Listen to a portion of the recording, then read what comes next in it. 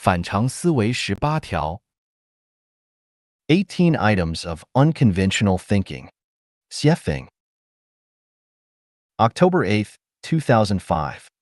Translation edited by Chinyo. 1. There is no absolutely closed space.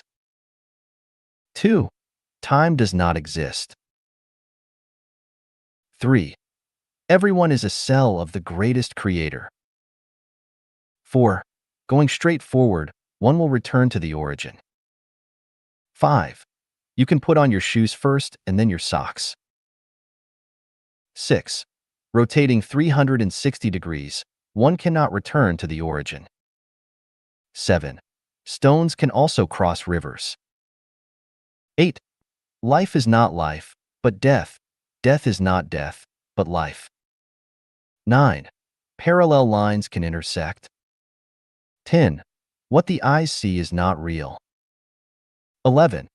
Human beings cannot manage themselves well. 12. Man has no original sin, only primitivity. 13. Consciousness determines everything. 14. Paradise exists in every possible way. 15. Truth and falsehood, good and evil, beauty and ugliness, love and hatred coexist with each other.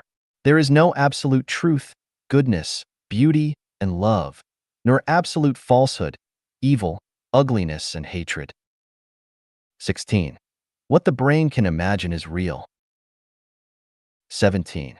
The more you possess, the more you lose. 18. People can live completely in consciousness. Entering life genuine without new content may disappoint visitors. Today, I don't feel like writing an article, so let's just piece something together and consider it plain water to drink.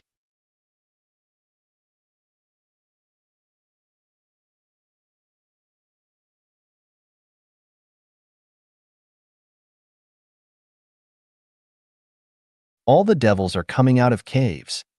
Xiefeng. Edited by Care.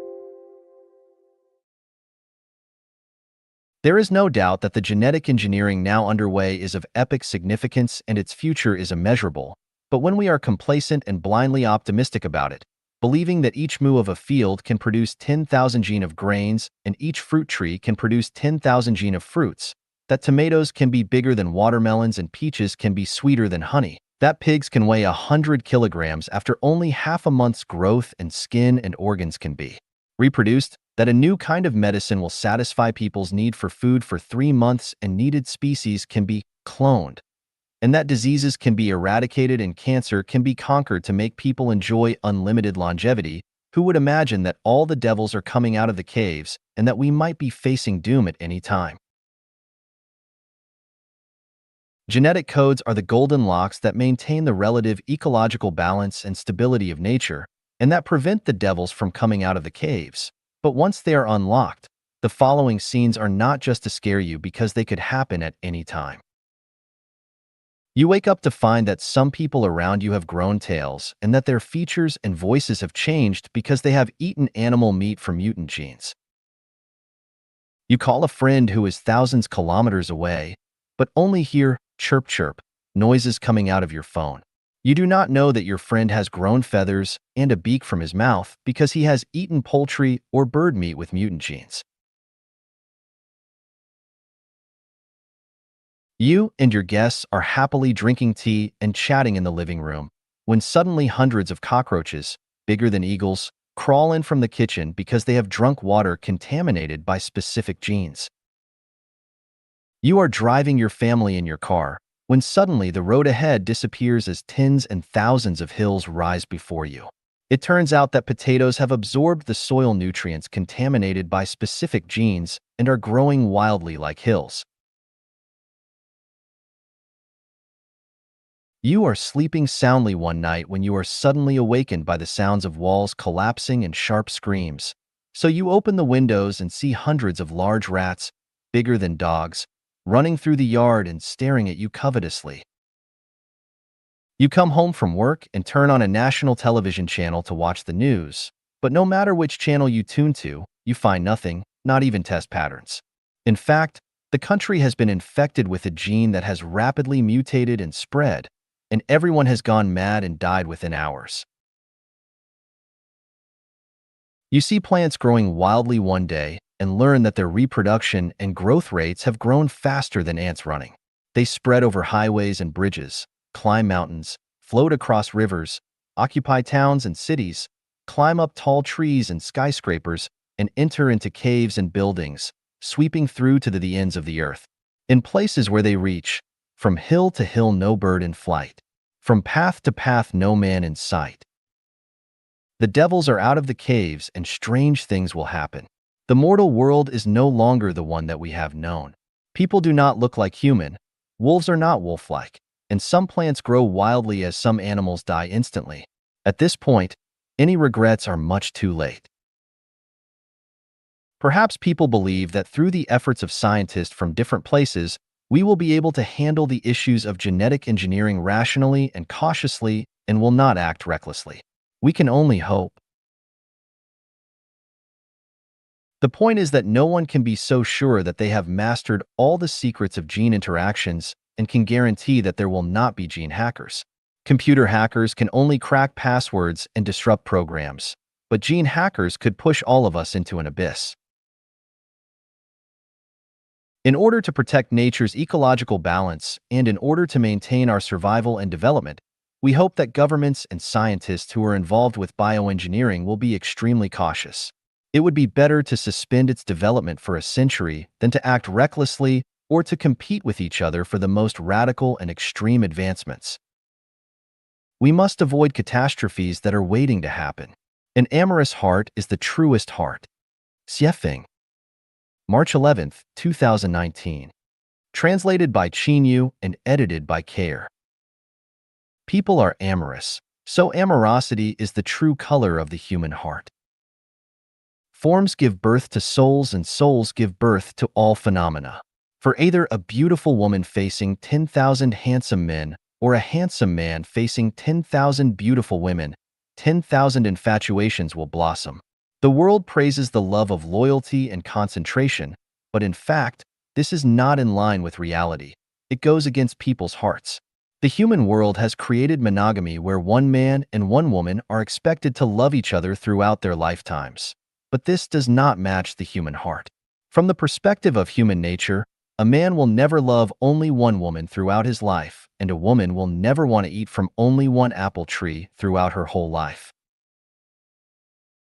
The reason why today's world is filled with worry, pain, anxiety, and sorrow is that people have not returned to their Tathagata nature. Amorosity is the Tathagata nature. The true color is the Tathagata nature.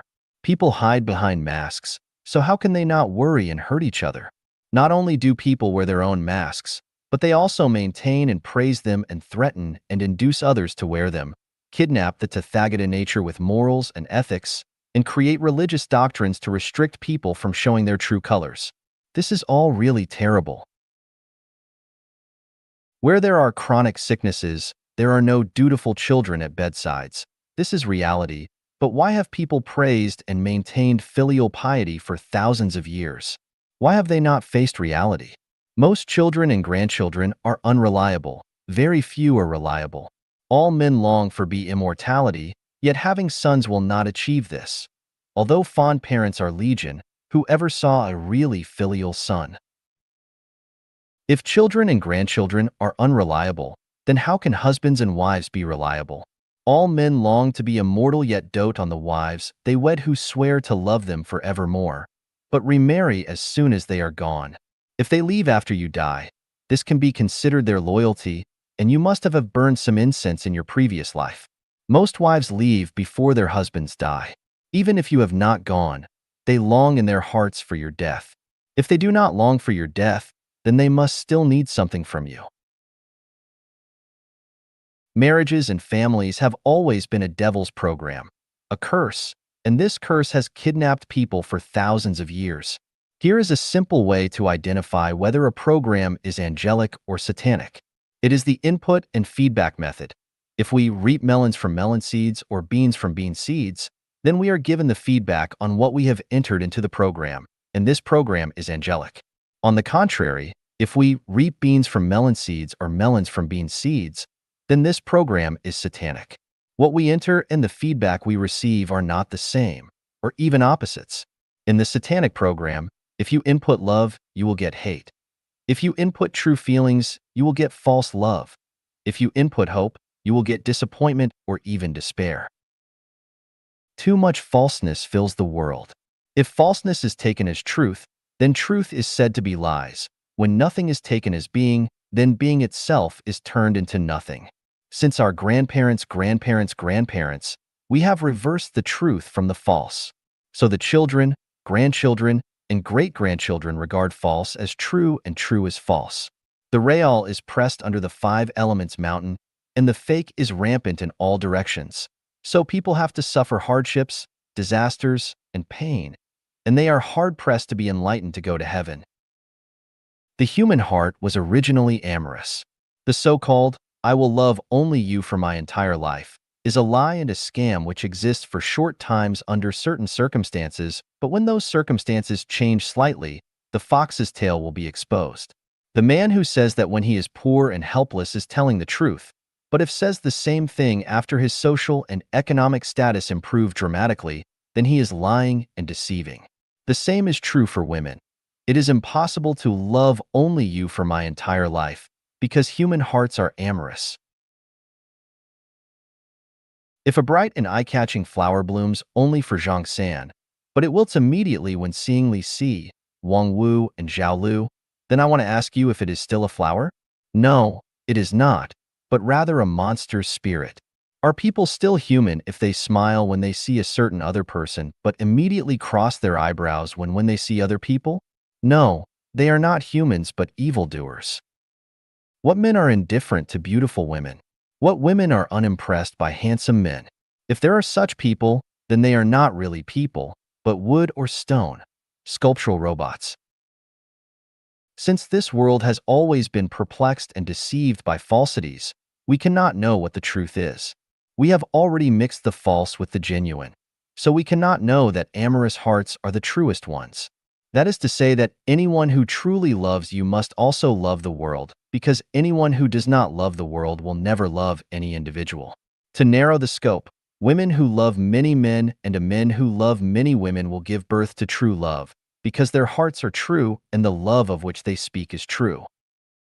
There are absolutely no marriages or families in heaven. How do we arrange our lives without them? I can tell you that I have found a way to live a better life than married and in a family. Not only have I found it, but I have also opened it up. We are all expected to live paradisical lives on earth, and not only that, but also have a chance to go to the real paradise. I have designed a game of being a groom every day and a bride every night for everyone. The game will be launched soon. If you participate in it, then you will definitely find that amorous hearts are the truest hearts. 两点之间直线最长曲线最短。 Between 2 points, the straight line is the longest and the curved one is the shortest. Xiefeng. April 25, 2007. Translation edited by Qinyo. Between 2 points, the shortest distance is a straight line. This is common sense in mathematics, and I have no objection. I'm just thinking about it from another angle. I tried to connect the 2 points of Beijing and New York with a straight line, because the straight line between the 2 points is the shortest, but after tossing about for a long time, I found that the straight line between the 2 points is the longest. The principle is that the Earth is round, and there is no straight line connection between any 2 points. Once you want to connect with a straight line, the connection must go straight out along the tangent, and it is difficult to connect with another point. Only a curved connection represents the shortest distance. I took a Coca-Cola bottle and marked 2 points on its surface and tried to connect the 2 points with a straight line but failed. The result still proved that the straight line between the 2 points was the longest, and the curve was the shortest. As a result of various thinking and experiments, it is found that the conclusion that the straight line between 2 points is the shortest only holds true in two-dimensional space, and beyond the two-dimensional plane, this conclusion becomes invalid. In addition, this conclusion is valid in theory, but not in practice. That is to say, 2 points that are not in the same dimension cannot be connected by a straight line. The more you want to use a straight line to connect, the farther the distance will be. At the same time, what is correct in theory cannot be applied in practice. What will be the result of extending this discovery to other fields? In the field of thought, 2 points cannot be connected by a straight line. For example, the thoughts of Jesus, Buddha, Laozi, Muhammad, Marx, Lenin, Mao Zedong, Osho, Seth, etc., represent points that cannot be linearly linked. The shortest distance is a curved line. In the social field, such as the systems of the United States and China, there is no straight line between these 2 points. The shortest is only the curved one. In the field of belief, such as atheism and theism, evolution and creation, idealism and materialism, cannot be connected in a straight line. In human culture, for example, the values of Eastern and Western cultures cannot be linearly connected. In terms of love, the more direct the connection, the shorter the lifespan. A winding path leads to a hidden spot. A meditation chamber lies deep within the flowering trees. The more curved, the more nerve-wracking, the tastier. In terms of happiness, the more you want to get happiness in a straight line, the less you can get happiness. Many people have walked for a lifetime and finally find that the more direct road is the farthest way from happiness, and it does not lead to any destination. In fact, the Chinese know the truth of the curve best. Bribery is not done directly to oneself, but through his wife, his sisters, or his wife's sisters. It is not necessarily the bribe being his money, but to provide convenience for profit. They do not go directly to the office to ask for help, but invite people to go to the hotel first to talk about it. Although they are anxious, they pretend to be okay. Strategies such as playing hard to get, relieving the state of Zhao by besieging the state of Wei, crossing the sea under camouflage, making a feint to the east and attacking in the west, advancing secretly by an unknown path, resurrecting a dead soul by borrowing a corpse, abusing the locust tree while pointing to the mulberry, stealing the beams and pillars and replacing them with rotten timbers, using seductive women to corrupt the enemy, sowing discord among the enemy, etc., all exemplify taking indirect paths to achieve one's goals. The more curved the road of life, the better, and the more direct, the worse. What's so good about being born without experiencing anything and going straight to the grave? Falling in love today, getting married tomorrow, having a baby the day after tomorrow, and dying the day after tomorrow's tomorrow, what good is there? Eat, go to work, sleep, eat again, go to work again, sleep again. What good is there? What's so good about staying the same? A great man once said, "While the prospects are bright, the road has twists and turns." Reversing of this sentence is a truth. The road has twists and turns, but the prospects are bright. At least it makes more sense. The same is true in the field of life. If a master were to reveal the mysteries of life directly, and we were to journey to the Elysium Islands continent tomorrow, firstly, we would be unable to reach them, and secondly, we would miss out on the rich and diverse experiences of life. If you are having fun, laughing, playing, laughing and joking, feeling, undergoing, and experiencing, it looks like a curve, not direct, but the actual situation is. The straight line between 2 points is the longest, and the curve is the shortest. I like unconventional thinking and regard the normal as abnormal, and the abnormal as normal. As a result, thinking can extend to infinitely strange and broad fields, and often have the feeling of, just as the weary traveler despairs of finding a road, lo, a village appears, and the shade of willows and riotous flowers beckon. Often think from a different perspective. Often look at things upside down. This enlivens your spirit. Hee. Open all, close all. 意识决定存在。Conscious ne déterminer existence. Xiefeng. Translated by Qinyu, edited by Peter. Whether existence determines consciousness, or consciousness determines existence, is a type of watershed between materialism and idealism. Human beings have not yet had a correct understanding of this issue until now. Jumping to a conclusion rashly will definitely cause confusion in people's minds. If we divide the population into 5 categories: ignorant people, laities, mortals, sages, and saints, immortals, And then according to the attitudes of people of each level towards the material world, we can clearly understand the reason why some people believe that existence determines consciousness, while others are convinced that consciousness determines existence. 1. Ignorant people live by instinct. Although they belong to the family of human beings, they are not much different from animals. They don't know what creation and thinking are.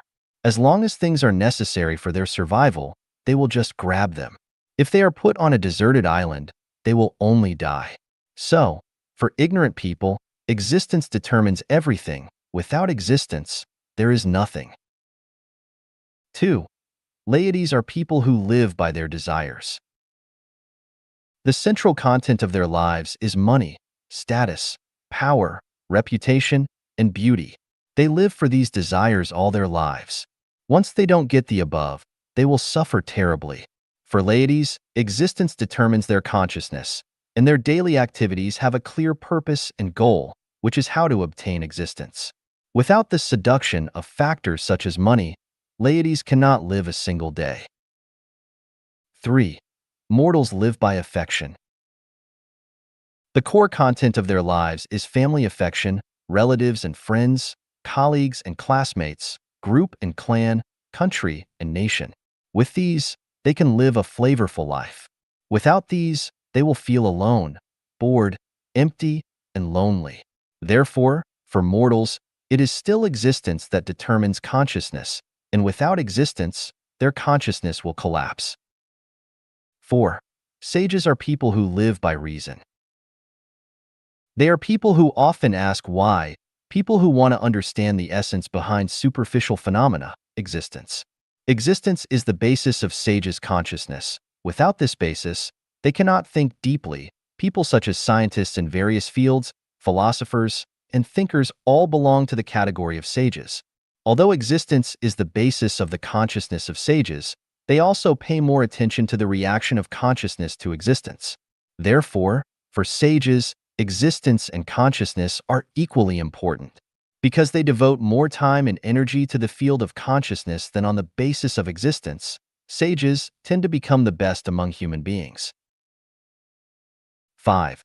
Saints, immortals, are people who rely on spirituality.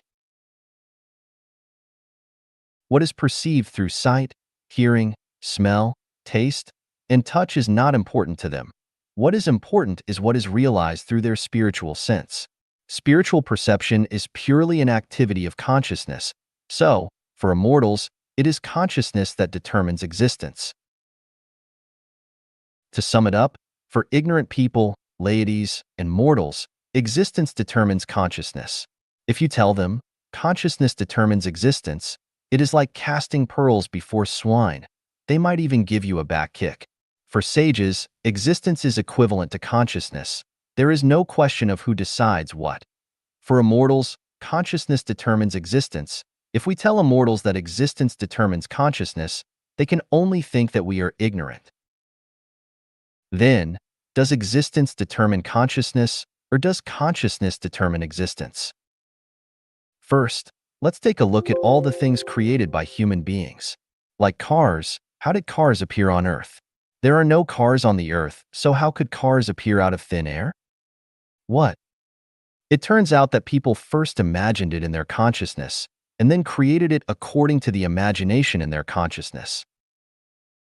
How did the first house appear on the Earth? What? It is also people who first imagined a house structure, and then recreated it according to the imagined structure.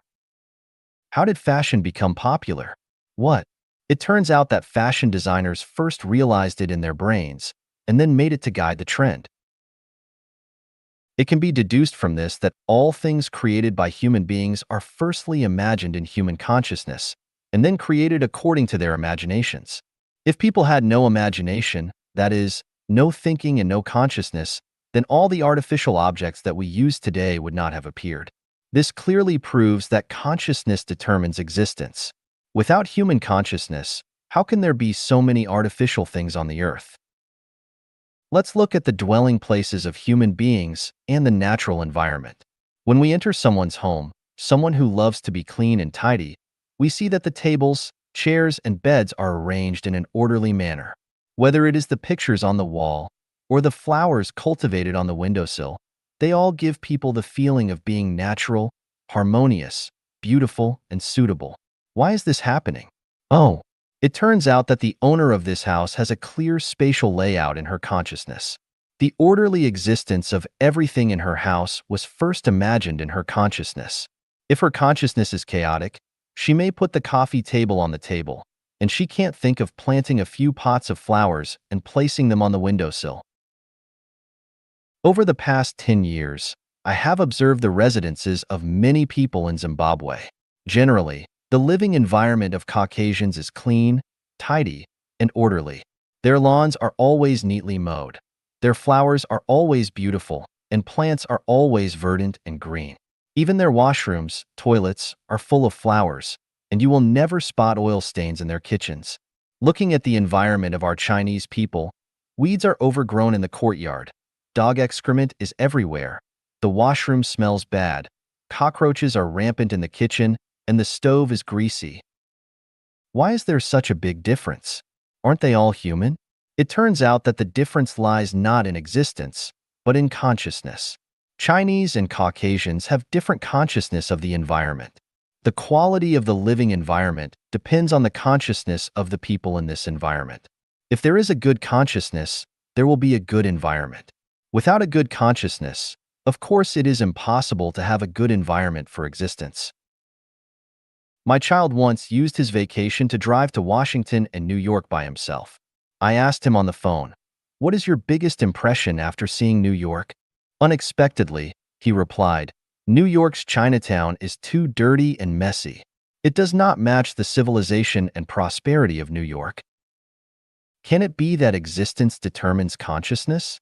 If a Chinese has lived in China from beginning to end, it can be barely said that the existence of the dirty, disorderly, and bad surrounding environment leads to the dirty, disorderly, and bad living environment of his own.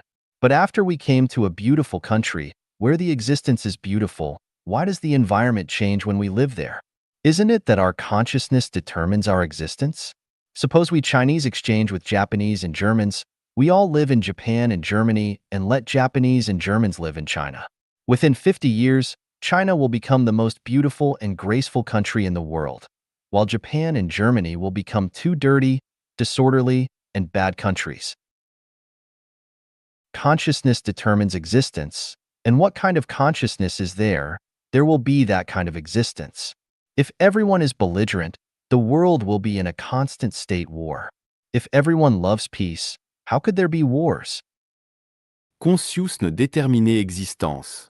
Look at Islamic mosques, Christian churches, and Buddhist temples. Their architectural styles and shapes are quite different. Why? Because the consciousness of designers and builders is different from each other. Conscious ne déterminer existence. When comparing the urban layouts of Harare, the capital of Zimbabwe, and Beijing, the capital of China, Harare's commercial, industrial, and residential areas are clearly separated, with a distance of at least 1 kilometer from each other, while Beijing's commercial, residential, and industrial areas are almost intertwined. The reason for the formation of this pattern of existence is that the British and the Chinese have different consciousness of people, and it is the different consciousness that determines the different urban layouts. Conscious ne déterminer existence. When comparing the wearing and the style of dress of women during the Chinese Cultural Revolution and the wearing and style of dress of people at this present stage, from the perspective of time and space, they are definitely two different worlds. During the Cultural Revolution, women did not bother to perm, dye their hair, draw their eyebrows, and put on lipstick. Even their clothes were mostly yellow, gray, and blue. Skirts and high-heeled shoes were absolutely not allowed. About their breasts, they would find ways to press them tightly to their chest. If you budged a little, people would look at you differently, and you would be regarded as a hot, foxy spirit descending on the world, a symbol of restlessness and flirting. Look at today's women, one by one. They are more enchanting and beautiful, with all kinds of postures, styles, curvaceous beauty, sexual beauty, and temperamental beauty that is fully displayed, living out their individuality, freedom, and elegance, as if all the fairies in heaven have descended to the world. The reason why different eras have different ways of dressing is that people in different eras have different consciousness, and it is the consciousness of different eras that determines the existence of those different eras. Conscious ne déterminer existence. Why is the population of the United States growing more slowly than that of China and India? Why do couples with higher IQs, who are richer, and with higher education levels have fewer children, while poorer, less educated couples have more children? Why can a man have several wives in some countries and regions, while most countries and regions can only be monogamous? Why could a couple in our previous generation have many children, but we can only have one child at this stage of China? Aren't all these differences determined by our human consciousness? Conscious ne déterminer existence. Why are most of the Nobel Prize winners Americans? Why is there not a single Nobel Prize winner from mainland China? Are Americans so smart and Chinese so stupid? The main reason is that Americans and Chinese have different consciousness. If you want to eat hamburgers, you will definitely not make noodles. If you want to eat chicken, you definitely won't put pork into the pot. The reason is so simple. Do we still doubt that consciousness determines existence? Conscious ne déterminer existence.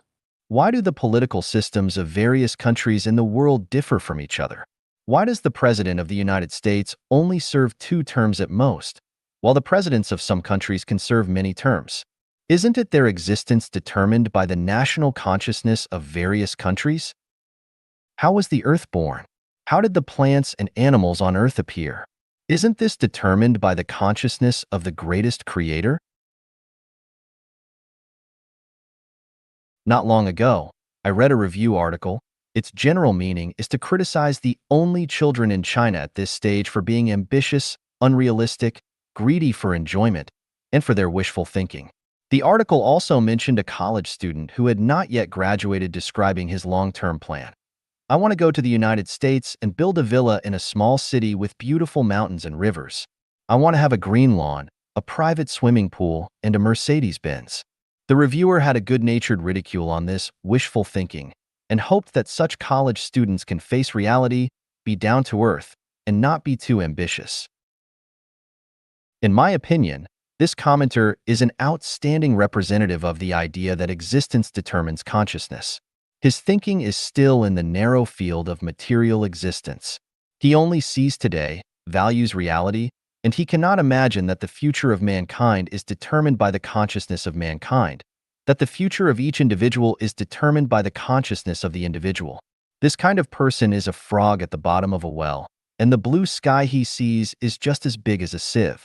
Relying on this kind of person to guide young people is not only misleading young people, but also cruelly oppressing people's spirituality and ruining their bright future. Such people, on the surface, are kind, but in essence, are evil. If I were to comment on this college student, I would say, "Son, you're absolutely right. Visualize it. Your wish will come true."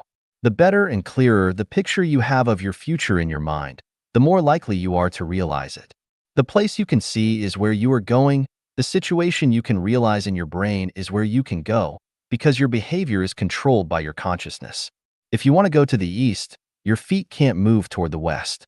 The existence of reality is constantly changing with the consciousness of human beings. If we limit our consciousness to the existence of reality, we will always be slaves to the existence of reality, and we will never be able to create a better tomorrow. Son, the universe is boundless. There are 36-dimensional spaces. So spread the wings of your imagination and fly freely. A bright future belongs to the generation that can imagine this.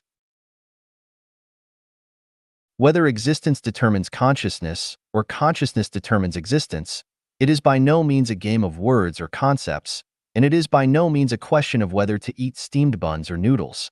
Whoever comes first directly determines the future of everyone. What kind of consciousness one has, he will have that kind of life. What kind of consciousness determines what kind of existence he will have.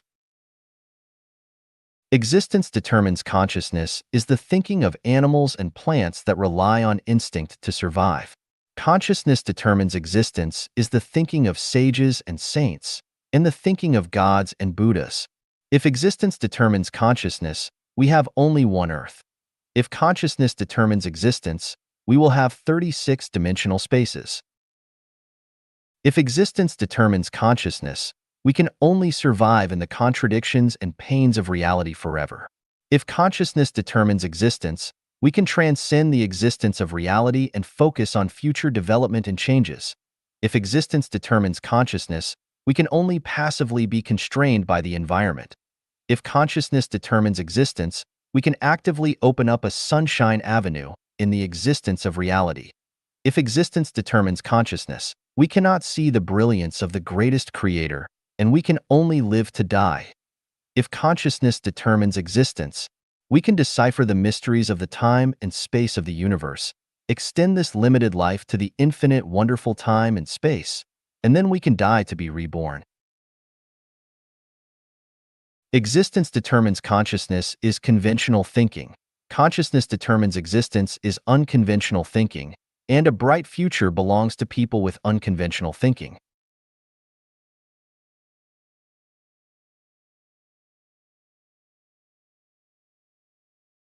Democracy is the pursuit of mediocrity. Xiefeng. June 23th, 2011.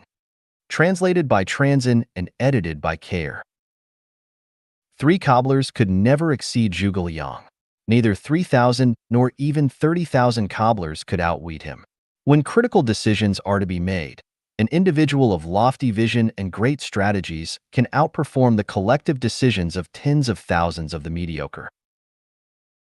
Democracy leads to mediocrity and to dead ends.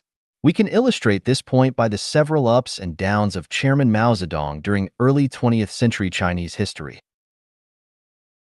June 1929. In the 7th CPC National Congress of the 4th Red Army held in western Fujian, Mao Zedong was forced to leave his position of the Frontline Committee Secretary of the 4th Red Army. November 1931. In the Southern Jiangxi meeting held in Yeping, Ruijin, Chairman Mao was mistakenly criticized by the party and was elbowed out of the Central Committee during the Soviet era. October 1932. At the Ningdu meeting, the chairman was excluded aside again and even lost his post of political commissar of the First Red Army. January 1934. During the Second Congress of the Soviet era, he was made a mere figurehead and removed from his position as chairman of the Central People's Committee. The result of these demotions was the gradual shrinking of red bases and the revolution ushered low tide, resulting in the failure of the fifth counter-campaign against encirclement and suppression. The Red Army was forced to make a strategic shift to start the solemn and stirring move in the war history of mankind, the 25,000 Li Long March. The central base, personally created by Mao Zedong, was destroyed overnight. The whole universe is run in a unilateral manner under the one, unique, greatest creator. It is only when all life in the universe follows the will of the greatest creator that the universe can run orderly and all life can survive and live effectively. In any other way, the universe would collapse.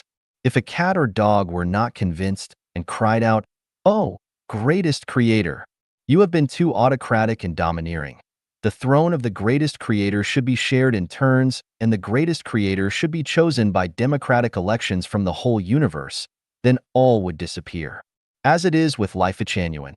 If the guide were to be decided through a democratic election and if I were not elected as such, then life genuine would inevitably dissolve. And if that were to happen, the hopes and dreams of all the Chanyuan celestials would become impossible to achieve. Napoleon famously said, "Nothing is more difficult and therefore more precious than to be able to decide."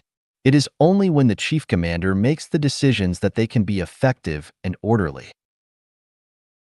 The sage embraces the one and becomes the model of the world. The greatest creator is the one in the universe. The state leader is the one in the government. The boss is the one in a company. The conductor is the one in an orchestra. This is the model of the world, and sages must comply with it. Whoever creates a business should be the boss, with all big and small decisions being made by or delegated by that boss. Question: what types of people want democracy? Answer: 8 of those types are described here. irresponsible people, people with mediocre minds, people who scramble for power, people who do things stealthily, people who are selfish, people who shift responsibilities, people without definite views of their own, profiteers from others' labor without sacrificing. All matters, big and small, must be managed by responsible individuals. They should be the ones to make decisions within the scope of their responsibilities. There should be no arguments, debates, discussions, or consensuses. Whenever two or more people jointly control anything, the result becomes a resource-consuming process with low efficiency and mutual finger-pointing, with no one ultimately being held responsible. No matter how democratic a flock of sheep is, it can never resist a wolf. No matter how democratic a group of people with mediocre wisdom is, it can never match the vision and insight of a saint. The Life-Genuine era does not practice democracy, but each one has their duty and accountability. Like the 8 immortals crossing the sea, each one shows his or her special prowess. Each undertaking is in the hands of one responsible person. Others should cooperate fully and follow the exact requirements of the one in charge strictly and meticulously. If a leader cannot control their rule, but decides every affair through compromises and consolidations, then they are not being responsible and are incapable of assuming their responsibility. They are consuming and wasting everyone's time and energy, as well as their natural and human resources. Democracy always leads to mediocrity, and the wise should guard against that. But what should we do when a leader is self-willed, domineers their power, and exercises tyranny? I do not know. What do you think? Did life evolve from non-life? Xiefeng. Translation edited by Chinyo. Let's examine the validity of the evolutionist perspective, with Darwin as their pioneer, on the origin of species.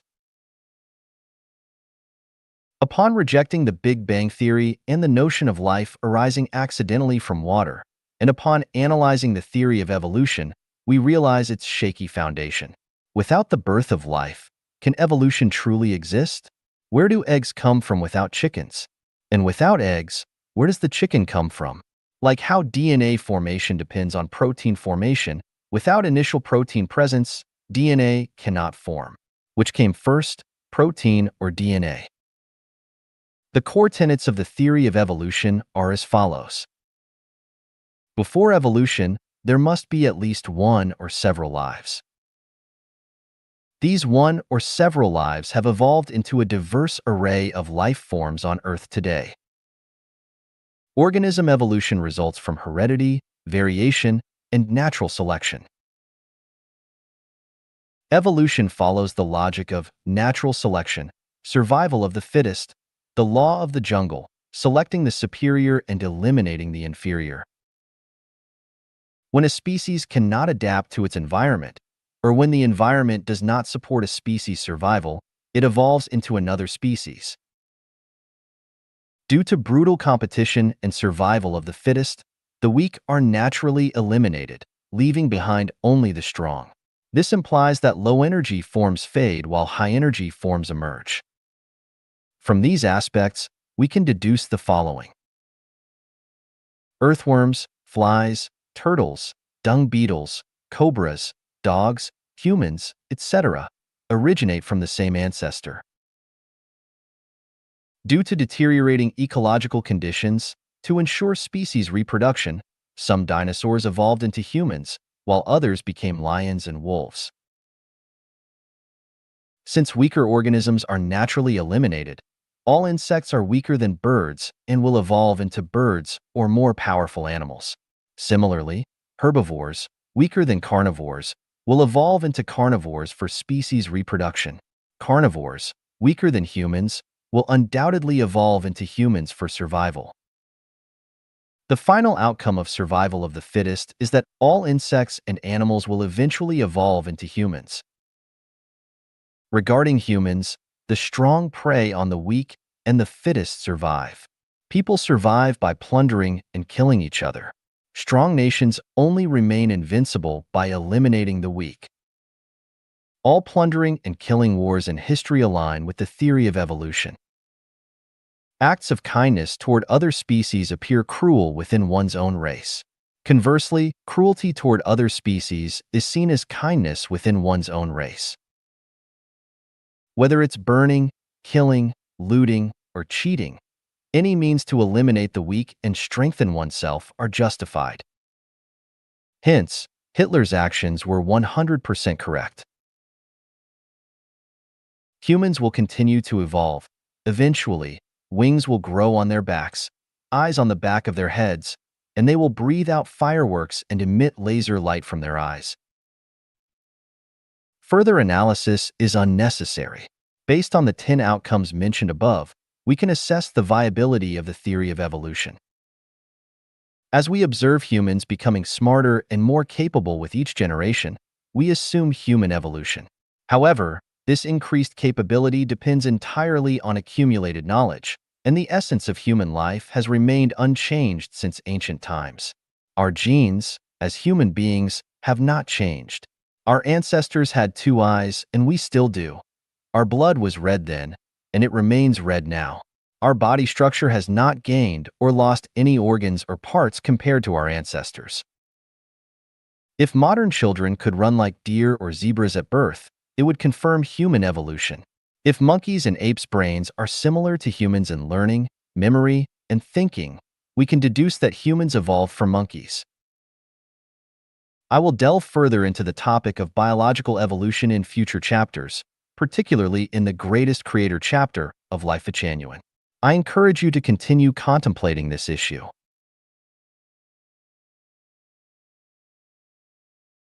地狱存在的8个逻辑推理。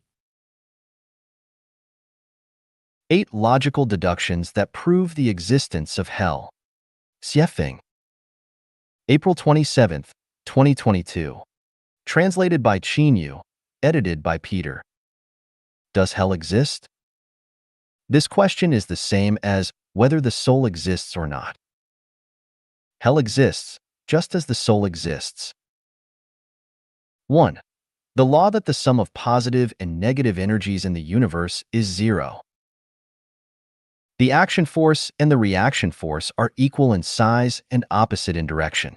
If we regard the action force as positive energy and compare the reaction force to negative energy, then the positive energy and negative energy are equal in size, and their sum is 0, that is, 1 plus minus 1 equals 0.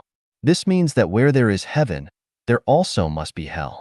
Heaven is positive energy and hell is negative energy. Heaven can also be regarded as negative energy and hell as positive energy.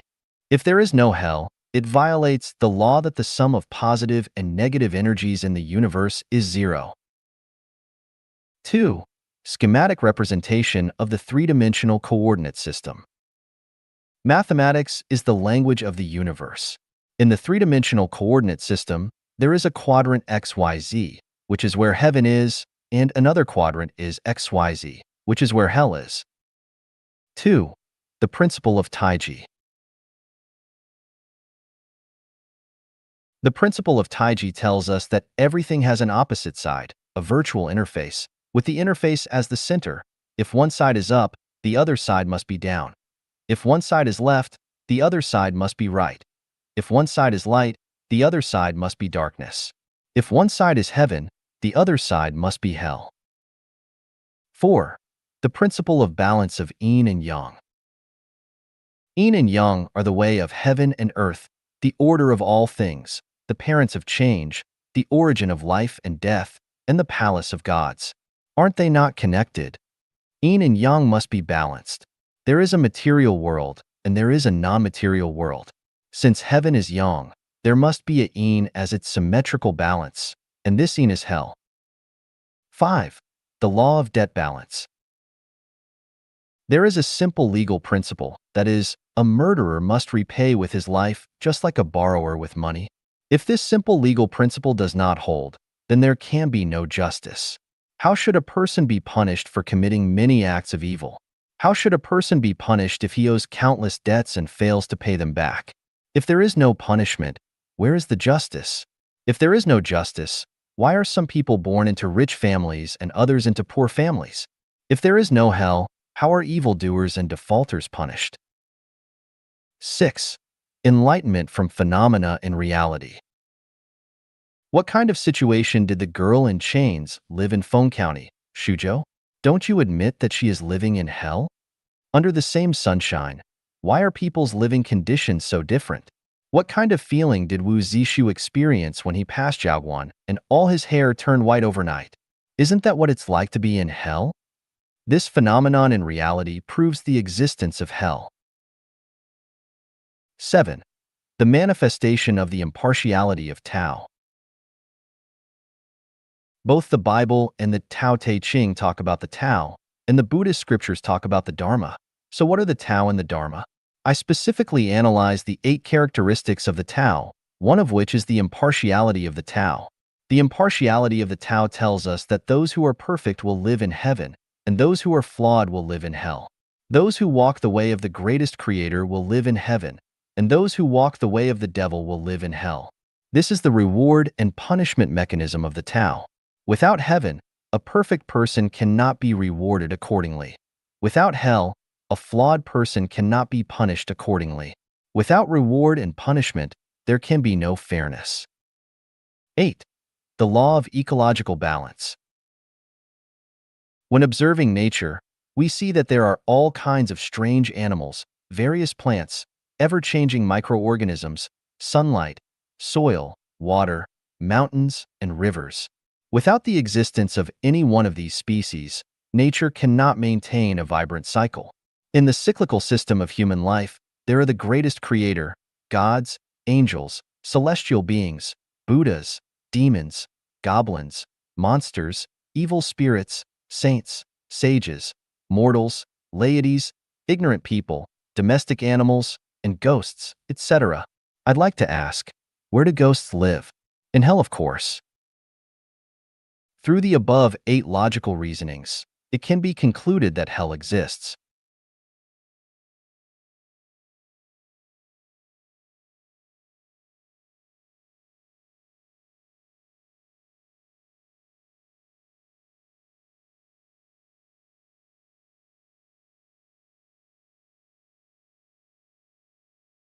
How to put on shoes before socks. Xiefeng. February 12, 2022. Translation edited by Chinyo. Yesterday, a netizen asked me how to put on shoes before socks. Since I didn't have time to respond yesterday, I am writing this article to answer today. Putting on shoes before socks is the 5th item in my article, 18 Items of Unconventional Thinking, in the chapter on unconventional thinking. Attempting this reverse order of dressing using conventional logic might seem absurd, as it is exceedingly challenging from a traditional perspective and could be considered impossible. To tackle this unconventional concept, one must employ unconventional thinking. Once unconventional approaches are embraced, solutions become apparent. Renaming shoes and socks offers a simple workaround. Call shoes socks and socks shoes. This semantic switch allows for the unconventional act of putting on shoes before socks. In the 1,000-year world, where I resided, footwear was singular in form, referred to interchangeably as either shoes or socks. If one desired to wear 2 pairs, layering was the solution. This allowed us to distinguish the inner layer as shoes and the outer layer as socks. Isn't this a clever way to don shoes before socks? Our preconceived notions often lead us to believe that shoes are sturdy and rigid, while socks are loose and soft. However, shoes can be made pliable and socks flexible. Consider the soft shoes provided by some hotels, easily accommodating a pair of supple socks. Must shoes be indivisible? Detachable shoe designs offer an alternative. Don the shoes first, then unzip the instep to open the shoe upper, allowing for sock insertion. Close the upper and zip up the zipper. Voila! Shoes before socks. Every phenomenon should be considered within a realm of possibility, 64 possibilities to be precise. Limiting ourselves to familiar knowledge and cognitive boundaries renders many problems unsolvable. For instance, must the China-US relationship solely vacillate between cooperation and confrontation? Surely, there exist 62 other potential approaches. Similarly, must human relationships be confined to just acquaintances and strangers, relatives and foes, or rich and poor? By embracing unconventional thinking, we unlock a myriad of solutions to seemingly insurmountable challenges. Must we adhere to the notion that human society's survival mode must either be capitalism or socialism? Is communism the only future for humanity? Many seemingly unsolvable or difficult problems can only be resolved or answered through unconventional thinking.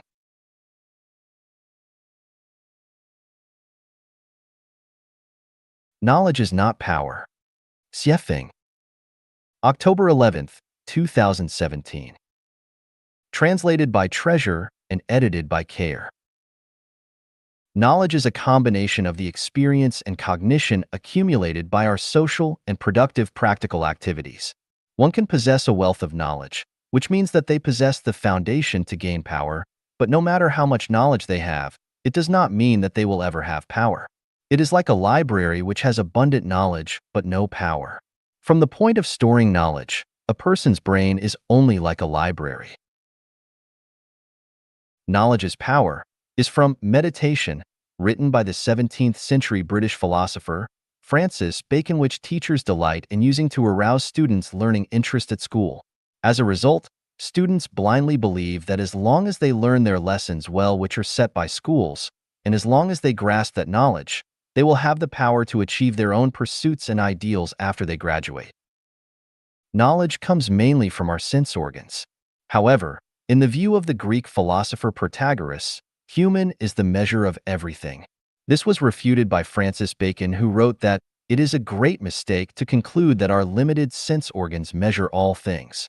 In other words, it is wrong to judge and measure all things and all forms from the limited knowledge that our sense organs can provide.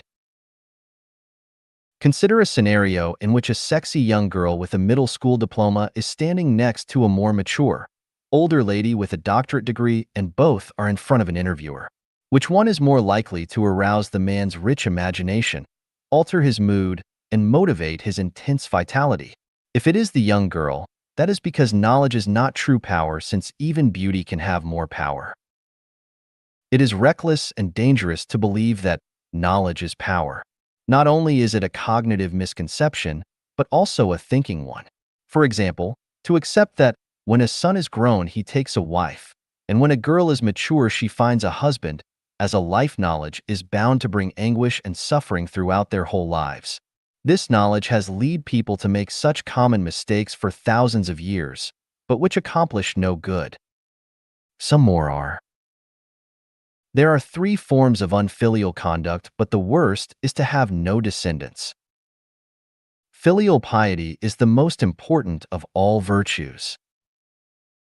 Lewdness is the worst of all sins. He who does not endure hardship cannot stand up to others. Another example is how education and guidance are passed from parents to their children. Can a parent's knowledge conduct and educate their children with both a full range of healthy spirits, minds, and bodies, as well as the ability to lead their own independent lives? Most fall very short.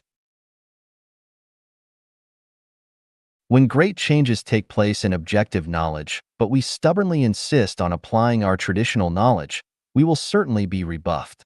Look at various religious dogmas and concepts. As they feel a loss of power, they become reactionary, resist social development, and impede natural human liberation. In fact, prejudices and fallacy are knowledge. What are the benefits of such knowledge? None. Our most powerful intellectual force is the power of flexible and tactful thinking. I believe firmly that Albert Einstein's power came not from his knowledge, but from his thinking. How would I perceive the universe if I were riding on a beam of light? Those who read more and get more diplomas and more experience, but form rigid ways of thinking, have rarely been found to wield much power.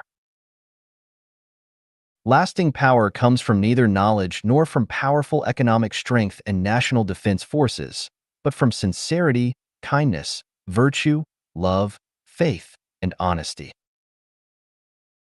Sincere deeds have power, kind behavior has power, things of virtue have power, love is a powerful force, honest quality has power, people who keep their words and their faith have power. Conclusion.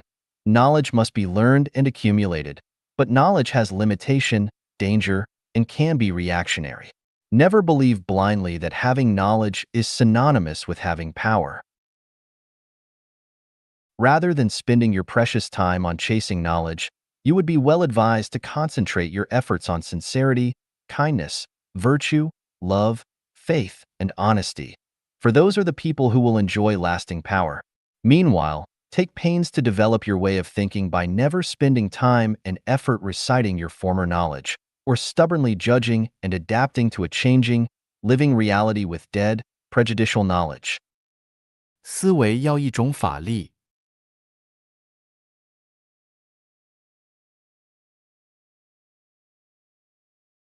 生死是表象，生命无生死。Life and death are only images. There is neither life nor death in life. Xiefeng. Translated by Qinyu, edited by Peter.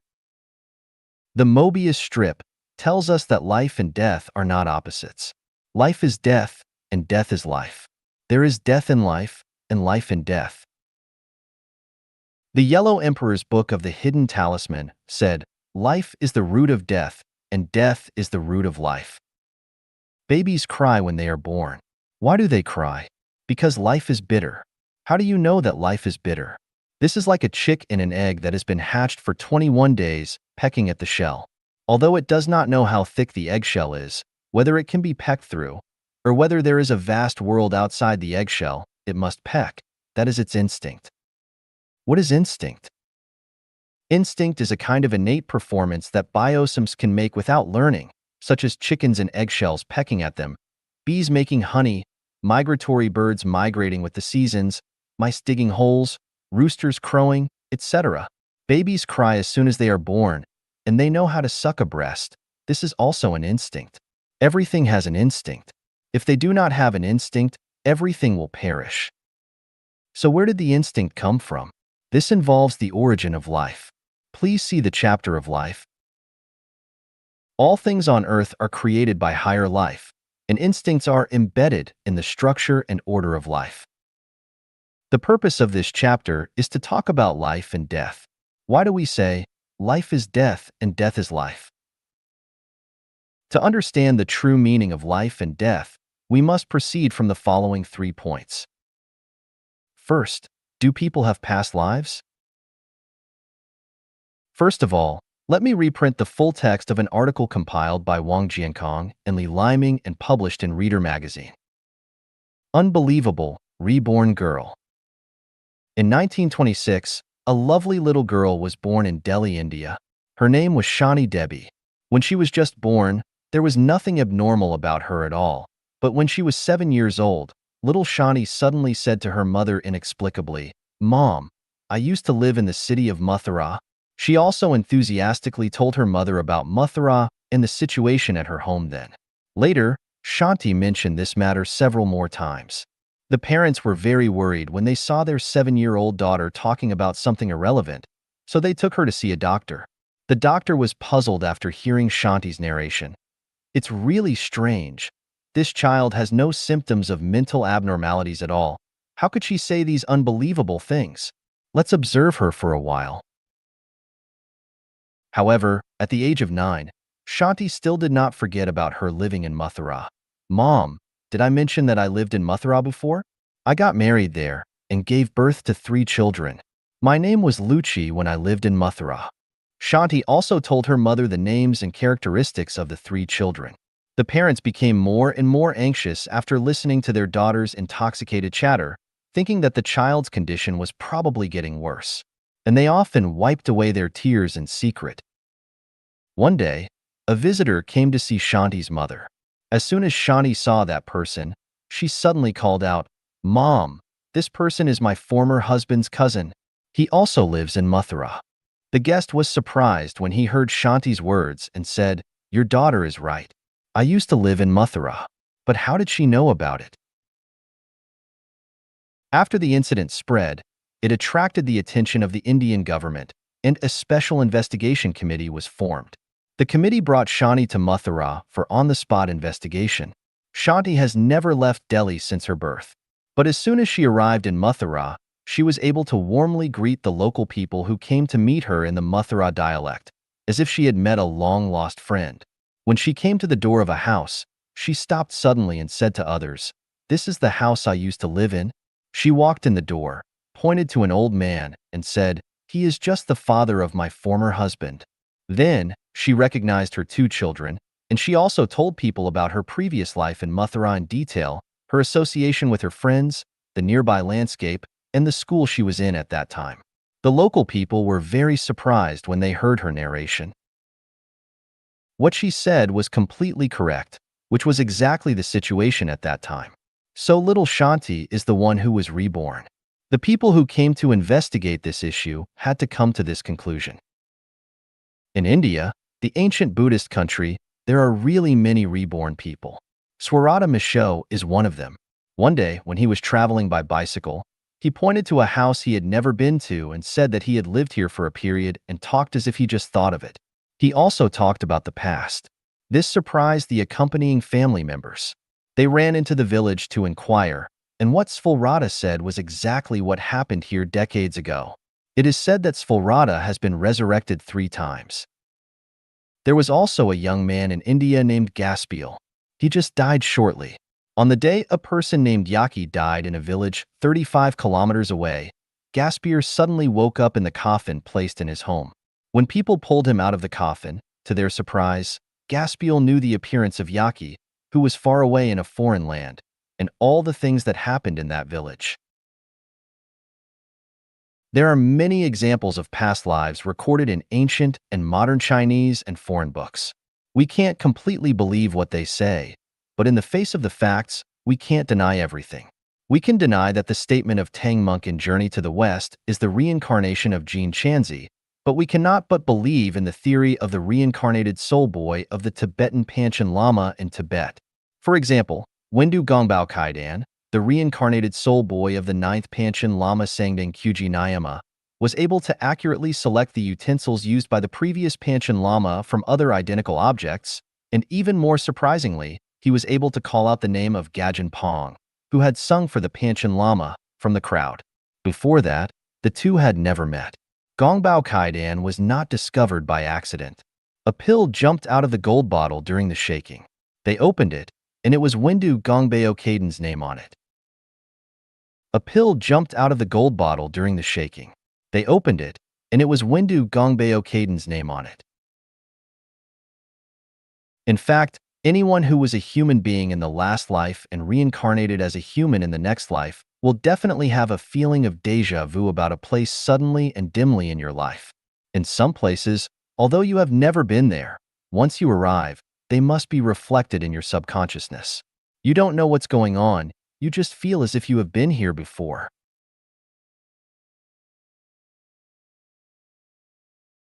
Of course, if you were an animal in your previous life, you will not have this kind of memory, but you must have a special love for a certain animal, and you are particularly disgusted or afraid of some animals. If you were a celestial in the 1,000-year world or the 10,000-year world, you will not have this kind of hazy memory, but you will definitely hate the selfishness of human society and subconsciously feel that you don't belong to this world. If you come from the Elysium world, you don't like meat by nature. Many wonderful hallucinations often appear in your mind, and you have an instinctive closeness to Buddhism. Second, do people really have an afterlife? It's hard for us to believe the hearsay of others, but we have to believe the theories and examples based on scientific research and clinical practice. There is an organization in this world called the International Association for Near-Death Studies, whose website is www.nderf.org. The results of this research organization show that people have an afterlife. Please feel free to contact them to discuss where people go after death. As living people, it is impossible for them to clearly know the scene after death, but for those who died but came back to life due to various reasons, it is true that some of them have experienced the scene after death. I myself started to explore the essence of life because of a fact that came into being 20 years ago. That is, no matter whether people in the world believe it or not, I am sure that life has an afterlife. And because of my continuous research and exploration, I discovered my past life and future life and made clear the purpose and significance of my birth. I passed through a happy darkness and saw the bright sunshine. I felt extremely happy. I was pushed into a black hole, and my mind still maintained infinite peace. Suddenly, a ray of light appeared in front of me. It was like a star in the sky at first, and then it turned into a sun at dawn in an instant. The radiant sun does not dazzle me. On the contrary, looking at this red sun, I feel unparalleled happiness. This is a beautiful place.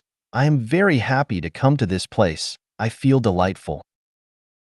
I seemed to have a nightmare. Countless ghosts came to claim my life, and a black tornado also hit me. I was frightened to death, and suddenly I was pulled back by a force. I watched the doctors tossing my dead body.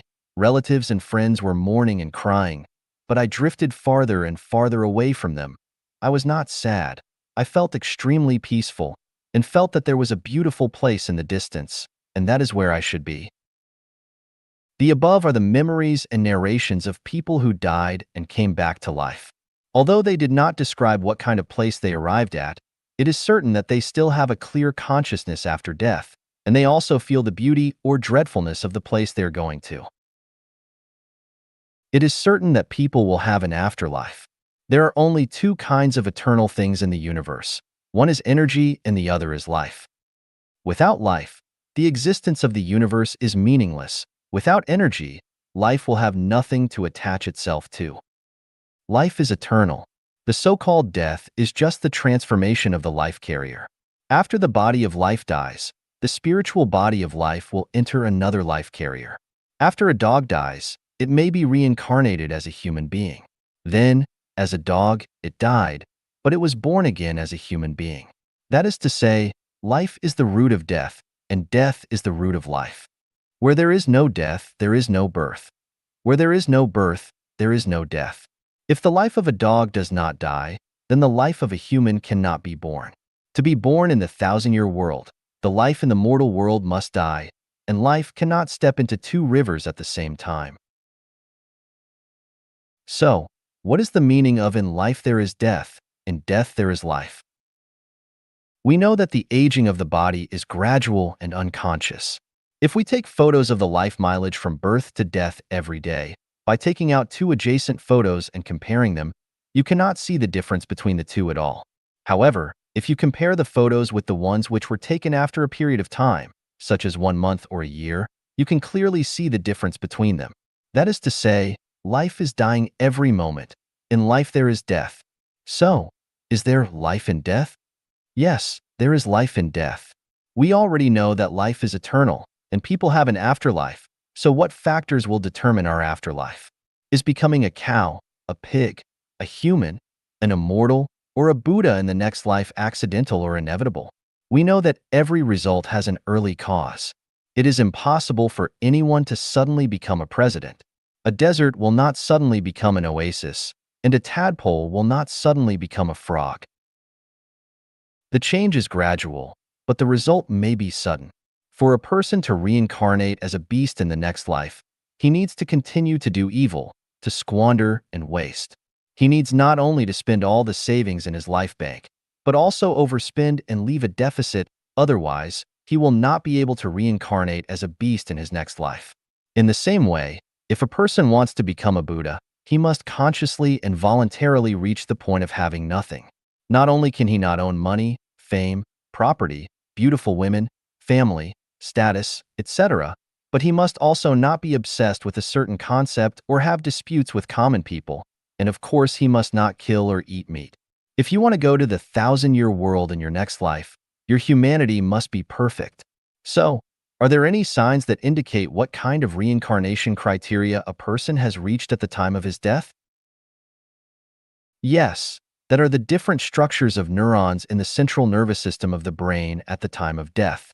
Different structures have different colors. If a color scanner can be invented when a person dies, open his neurocranium and you can see the color of his brain with the scanner. If it is colorful, it can be concluded that his life has gone to the 10,000-year world. If it is purple, he has gone to the Elysium world. If it appears red or green or blue, he must have gone to the 1,000-year world. If it appears white, he will be reincarnated as a human. If it shows a faint dark color, he will enter the animal world in the next life. If it is black, he will definitely go to the netherworld, or the frozen layer, or to the inflaming layer. In short, life and death are only images. Life has neither life nor death. Just like Seth said, death is not the end of life.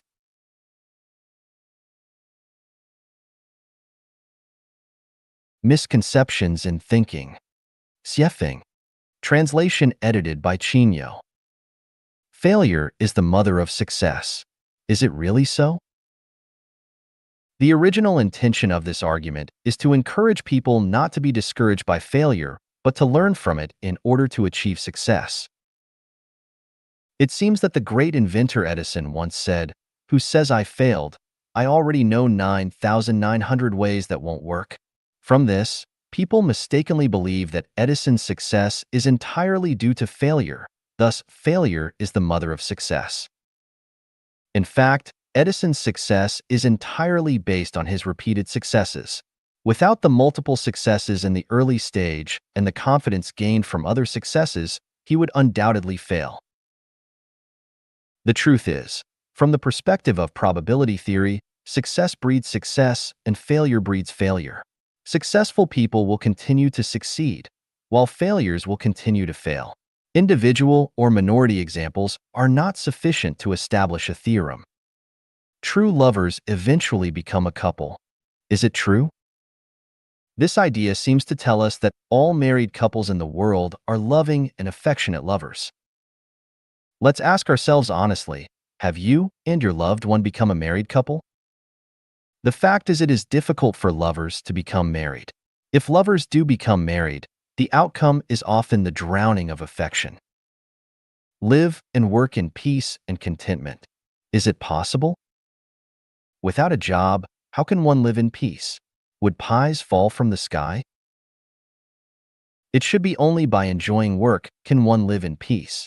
In today's world, many young people start their careers first and then start a family, which is correct. Safe and sound. Half right. Being safe leads to being sound, but being sound leads to being safe. Steel is refined through 100 trials. Try it. After 100 attempts, will it become steel or gas? Ever-changing. Yes, without rules to follow. Acting without rules, indeed it is ever-changing. Wisdom comes from experience. Must we experience everything to gain wisdom? Time flies, life is short. If we cannot cleverly make use of things, if we cannot learn from others' experiences and lessons and apply them to different situations to gain wisdom, and instead insist on trying everything by ourselves, isn't that foolish? The only way to catch tiger cubs is to go into the tiger's den. How many spy satellites are hovering over us, observing our every move? With interconnected computers, the world situation can be observed in an instant. In this era, do we still need to risk our lives to catch tiger cubs in their dens? Truth lies in the coffin. Don't expect to find truth just by closing the coffin. People will review history from thousands of years ago for comments. We should still follow Tao and not care about the content of the eulogy when we die. Associate with the wise and you become wise. Associate with the foolish and you become foolish. Nuns think about having a drink in the lively place, and prostitutes want to get away early and cultivate virtue. There are many corrupt officials among the emperor's followers, and there is justice among the gangsters. Who says, associate with the wise and you become wise?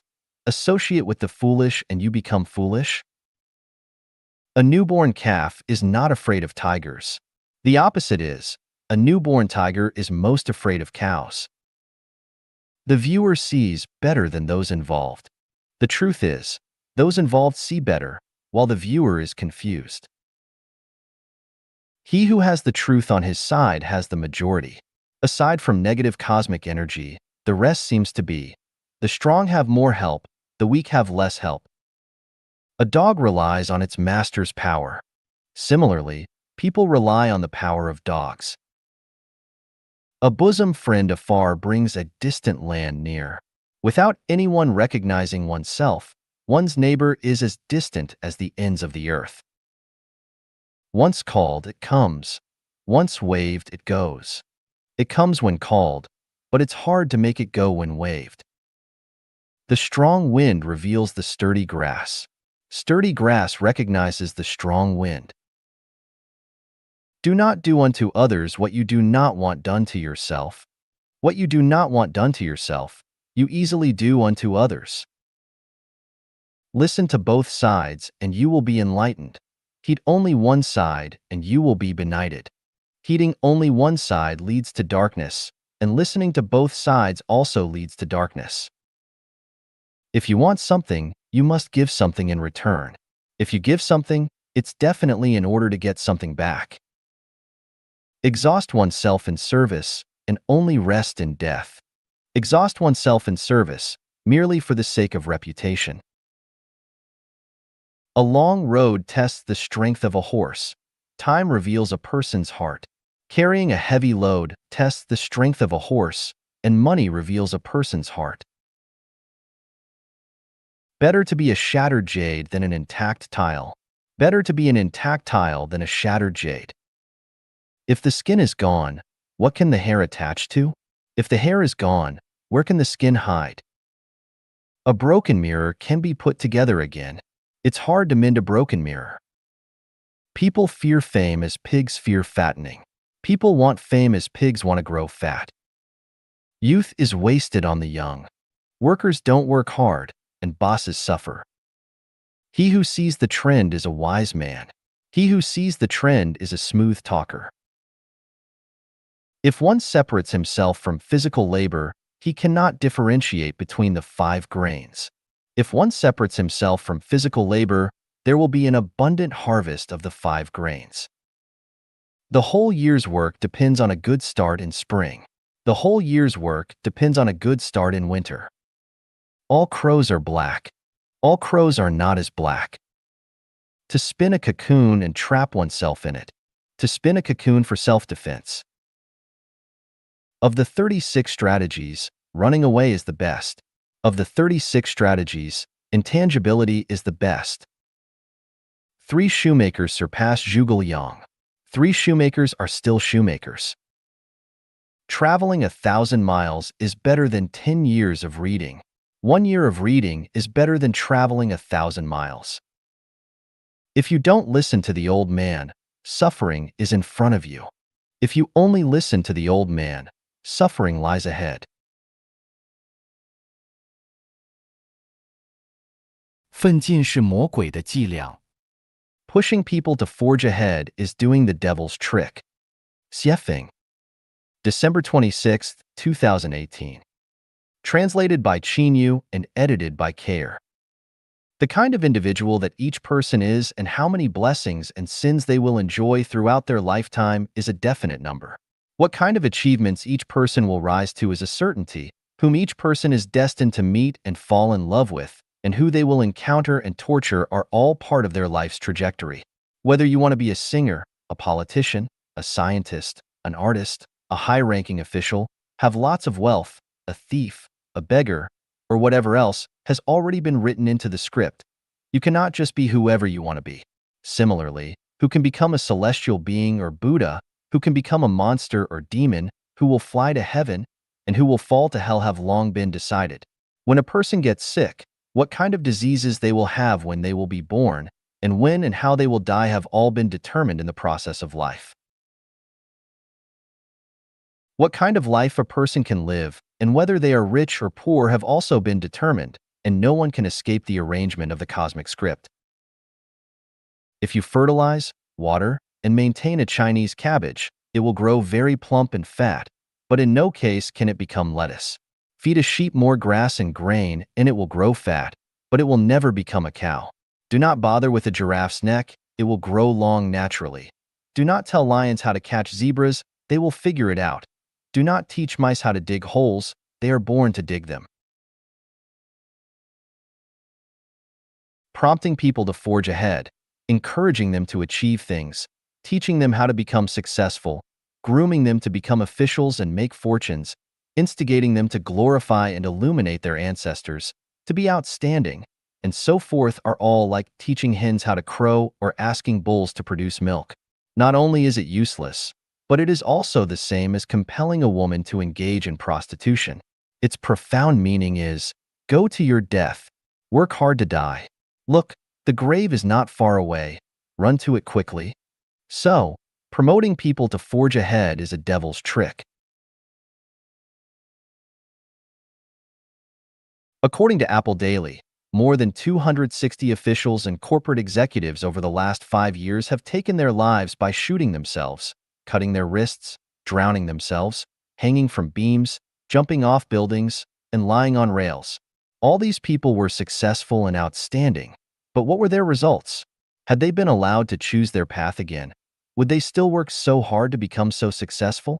Can we see how their past hard work was actually leading them to their deaths? Do you think that the higher an official's rank, the happier and freer they will be? Do you think that the more money they earn, the more freedom and happiness they will enjoy? Do you think that becoming the chairman of a board or a president is joyful? Do you think that the more powerful and capable people you associate with, you will have a better and more satisfactory life? Wrong. The more you possess, the more troubles and pains you will have. Barefoot people and those who wear high-class leather shoes, who are happier? Children with bare butts playing in the mud and those who practice hard, dress in fashionable clothes, and play pianos on stages, who are happier? I used to live in Binka, the most backward area of Zimbabwe, Africa, where most children do not wear shoes. Under the moonlight at night, in the middle of dozens of simple thatched huts, there were bonfires with young people beating drums. The children were jumping and laughing around those bonfires, and a few thin dogs were running around and barking. At that moment, I understood what happiness meant. I lived with a primitive tribe in the Pacific island nation of Vanuatu. During the day, many people would sit or lie down chatting in shabby houses with air leaks on all sides, or sit or lie down drinking tea in the shade of the outdoor courtyard. They live like this for more than half of each year, and who can say that they are not happy? It is said that a wealthy person once came to relax in a seaside resort. They saw a fisherman lying on the bow of his boat every day enjoying the sunlight after having caught only a few fish. The wealthy vacationer felt that this was a waste of good time, so they showed kindness and went to teach the fisherman how to succeed. They told the fisherman that he should hurry up every day to catch and sell more fish, and then if he got enough money, he could form a fishing team to catch even more fish, and then he could set up a fish processing factory. In this way, in a few years, the fisherman could become wealthy and successful. The fisherman asked, "What would I do if I become wealthy?" The rich one replied, "When you have money, you can come to the beach to enjoy your vacation like me." The fisherman asked again, "What do you think I am doing now? Why do you want to forge ahead? Why do you want to be diligent? Why do you have to work hard? Why do you want to be a winner? Is it not good enough to just live in compliance with nature? Life only lasts for 100 years, if that. Playing in the mud in childhood, chasing members of the opposite sex and playing around in your early youth, going to school when you were young, falling in love and working in your prime, drinking tea and chatting when you are old, and watching flowers bloom and fade in your old age. Is this not a good life? Mice dig holes, cats catch mice, seedlings strive to grow, and fruit trees bear fruit. But what about people? Without instigation and encouragement, they will naturally follow their lives' paths. If someone loves to learn, there is no need to urge them on because they will definitely learn. If they love to work, then they will definitely study technology and work hard. But if they deserve to be a boss, without instigation, they would definitely be uneasy working as an employee. If they would like to steal or rob, it would be useless for you to attempt to instill morality and ethics into them. If they want to be a saint, they will study the philosophy of saints and understand the truth of the universe. It is a waste of effort for you to attempt to bring a saint into the world. If they want to become a celestial being or Buddha, they will naturally look for the environment conducive to that end, and nothing can stop them. 20 years ago, I read Napoleon Hill's The the complete book of success. I became very ambitious and wanted to earn more money. As a result, I was deceived and defrauded out of more than 400,000 RMB yuan.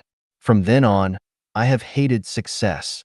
For more than 20 years, I have been studying and finally found that promoting people to forge ahead is the devil's trick.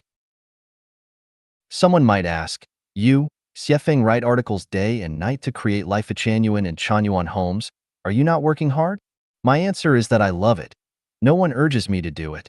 I would like to be like this, but if someone urges me to work hard, I will tell them to go to hell, you a better. Can a hen lay eggs if she has none in her belly? If she has eggs in her belly, can she not lay them? 花心之心最真心。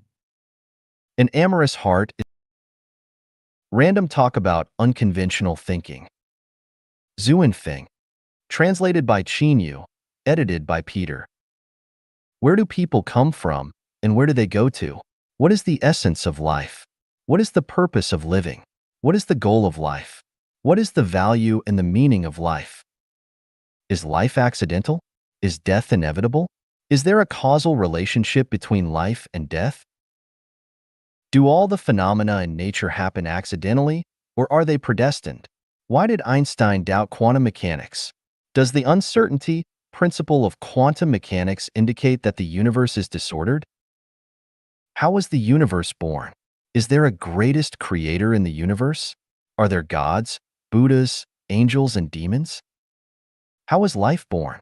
Was it created by the greatest creator? Or did it evolve from organisms over thousands of billions of years? It is stated in the Bible that all animals on the earth are intended for humans, and humans can eat their meat. And the Buddhist Shurangama Sutra clearly tells us that we must not kill animals or eat their meat. What exactly is going on? Were Adam and Eve the ancestors of all mankind? Were they also the ancestors of American Indians, Asian yellow races, African blacks, and European whites? What is destiny? Does everyone have their own trajectory of life? If so, can this trajectory of life be changed?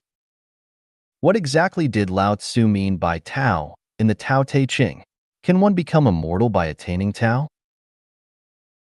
For thousands of years, sages of all ethnic groups have been exploring the mysteries of the universe and the true meaning of life, but the answer is still far from us. In the last 100 years, due to the development of industrialization, especially the rapid advancement of transportation and the information technology, people's vision has become limited in the field of science, and the light of science has enveloped people's consciousness and thinking, prompting people to gallop freely in the physical realm of common sense, but they cannot enter the higher-level physical realm. Although New Era thinking appeared in the 50s and 60s of last century, it was only a faint glimmer of rational thinking, which could not be understood and accepted by the public. Nowadays, people are too busy with their daily activities due to the accelerated pace of life and have no time to calm down and think. Although universities around the world produce millions of college students and graduate students every year, they are basically biological robots. Their thinking is running according to scientific procedures, and few people can break through this existing way of thinking. In comparison, people today have more knowledge and materials than in the past, and they use more advanced methods to create things that humans need. They eat, wear, use, and play more and better, and are richer than in the past. People are supposed to be more leisurely, freer, and more relaxed, but the reality is that instead of feeling more relaxed and freer, people feel more exhausted and stressed. We can't help asking, is there something wrong with the way that humans have been thinking for thousands of years? Or do humans need unconventional thinking? Special relationships between people will ruin their lives. Xiefeng. March 15, 2019. Translated by Qinyu and edited by Care. How many times have we watched quietly the sunrises and sunsets in our lives, and how many times have we listened to the sounds of wind and insects while standing in a courtyard on an evening with a full moon? How many times have we observed carefully the sprouting of grass and the blooming of willows? When distant mountains are hazy and the green hills are dark, when water is gurgling and blue waves are rippling, when wild ducks flutter and mandarin ducks play in the water, when light rain drizzles or heavy rain beats the plantains, have we ever melted our bodies and souls into nature and felt an unforgettable experience and taste of oneness with nature, oneness with all things, and everlasting, eternal joy? Where has our time gone? What on earth are we doing in this world? Were it not for the deep experience of the meaning of life, then what are we hurrying for all our lives? When flowers fall and beauty becomes old, death separates them forever. The palaces of Qin and Han are now but grazing land for cattle and sheep. Who cares for the cold and lonely west wind? Yellow leaves rustle down by my closed windows facing the sunset. I am lost in memories. Do you not see the mirrors bright in chambers high, grieving over your snow-white hair that once was silk black? How much worry can you have? Just like a river of spring water flowing eastward. Why are we busy all day? Who are we busy for?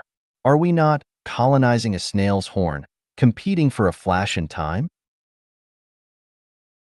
Is it not that, down in the plain and up on the mountain, all of nature's boundless glory is their prey, but when they have sipped from 100 flowers and made honey, for whom is this toil? For whom is this nectar? Is it not that my clothes hang loosely on my emaciated body, but regrets I have none? It is because of her? Is it not that the young know nothing of woe? To write verse, they feign a throe? Broken walls where foxes sleep, deserted platforms where rabbits walk, all were places of singing and dancing in those days. Yellow flowers covered with cold dew, withering grasses looming in mist, all belong to the battlefields of the old times. When we are old and weak, looking back on the past, will there be regrets? Who took away our teenage time? Who killed our youth? Who made our middle age toil around?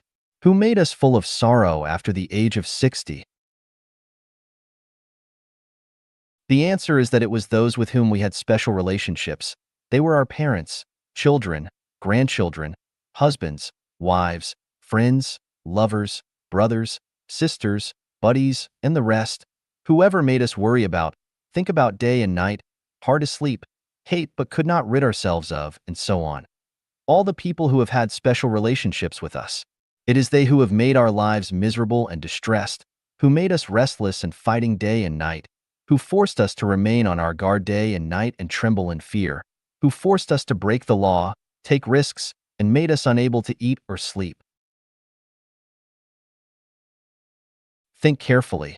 If you would not worry about anyone, if no one in the world would make you worry about them, if you lived on an uninhabited island with plenty of food, and if no one cared whether you lived or died, would you still live this way?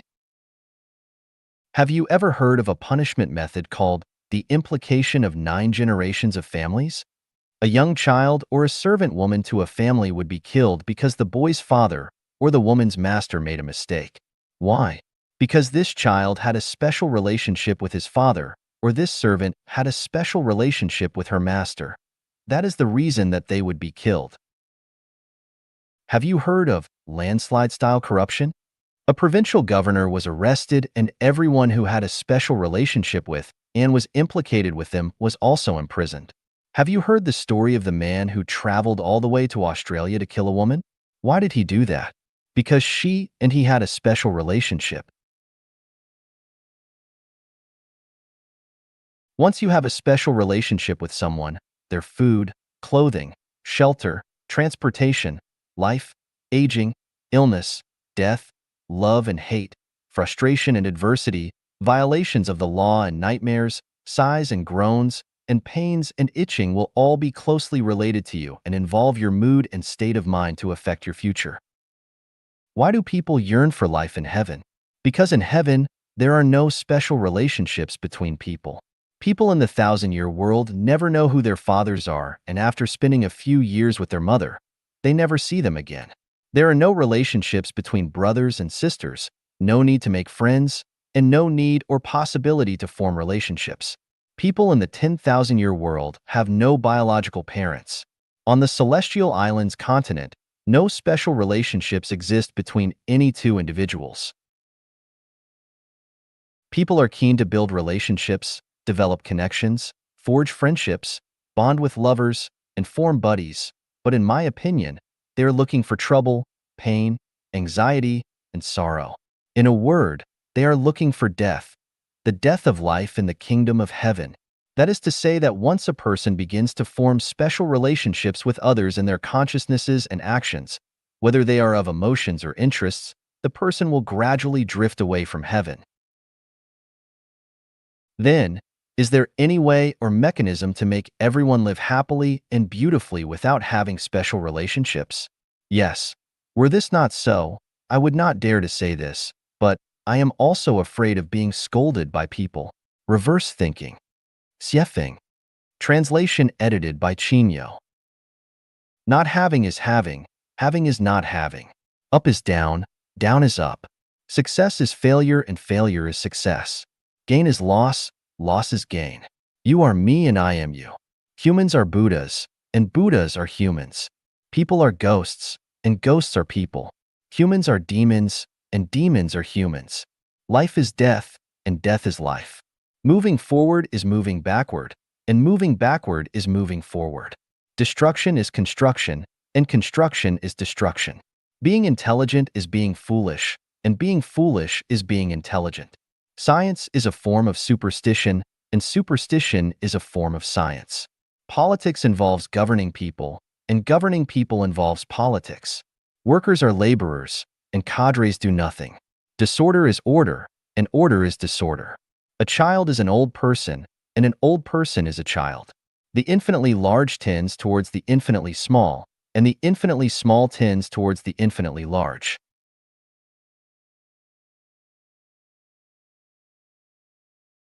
The darker the place, the brighter it seems, yet the brighter it appears, the darker it becomes. The slower, the faster, and the faster, the slower. The richer one is, the more distressed one becomes, and the more powerful one is, the more dangerous one becomes. The kinder you are, the more foolish you may seem, yet the more foolish you appear, the wiser you may be. The poorer one is, the less trustworthy one is perceived, and the richer one is, the greedier one becomes. The more useless something seems, the more useful it may be, and the less one possesses, the freer one may be. The more enticing something appears, the more it may consume one's life, and the more delectable something seems, the more it may harm one's health. The more one has, the more one will gain, and the less one has, the less one will be bestowed. Looking at people from afar, they appear beautiful, but up close, they seem ugly. Similarly, pigs appear hateful from a distance, yet charming up close. The nourishment for humans is not food, but the different molecular structures of energy, qi, within food. If one consumes this energy directly, they may bypass the need for food altogether. When God created humans, humans began creating gods. When humans raise cows, cows start to raise humans. When humans invent computers, computers will eventually invent humans. Because we have eyes, we don't see what we should see, but we see what we shouldn't see. Because we have mouths, we don't eat what we should eat, but we eat what we shouldn't eat. Those who achieve success early often decline early. Early intelligence can lead to early confusion. Early sorrow can turn into early joy, and early happiness can turn into early sorrow. Those who rise early tend to sleep early, and those who sleep early often rise late. The more one loses, the more one gains. Conversely, the more one gains, the more one loses. In having nothing to lose, one has nothing to gain, yet in losing everything, one gains everything. The ultimate objective of life is not to approach death, but to journey towards another world. Much like the ultimate aim of a fetus is not to grow within the womb, but to enter the world. Thus, human society acts as a grand womb, through which individuals must pass, seemingly through the gateway of death, to reach another world. Consequently, death is not the end, but rather the beginning. The you in dreams is not your true self. The true self slumbers in the real world. Similarly, the you in the present is not the true self. The true self is sleeping in another world. The dream, you, is unaware that your real self is slumbering in the real world, just as the present you is unaware that the true self sleeps in another world. Upon awakening, the dream ends. When the true self awakens in another world, life concludes. If one dies suddenly, it is because the true self in another world did not awaken naturally but was abruptly awoken by others. Thus, regardless of age or manner, death is not an inherently negative event, and the living need not sorrow but should rejoice in their timely cessation of illusion. From the perspective of conventional thinking, the sun unquestionably revolves around the earth, as observed rising from mountains, water, and the horizon, and setting on the opposite side at dusk.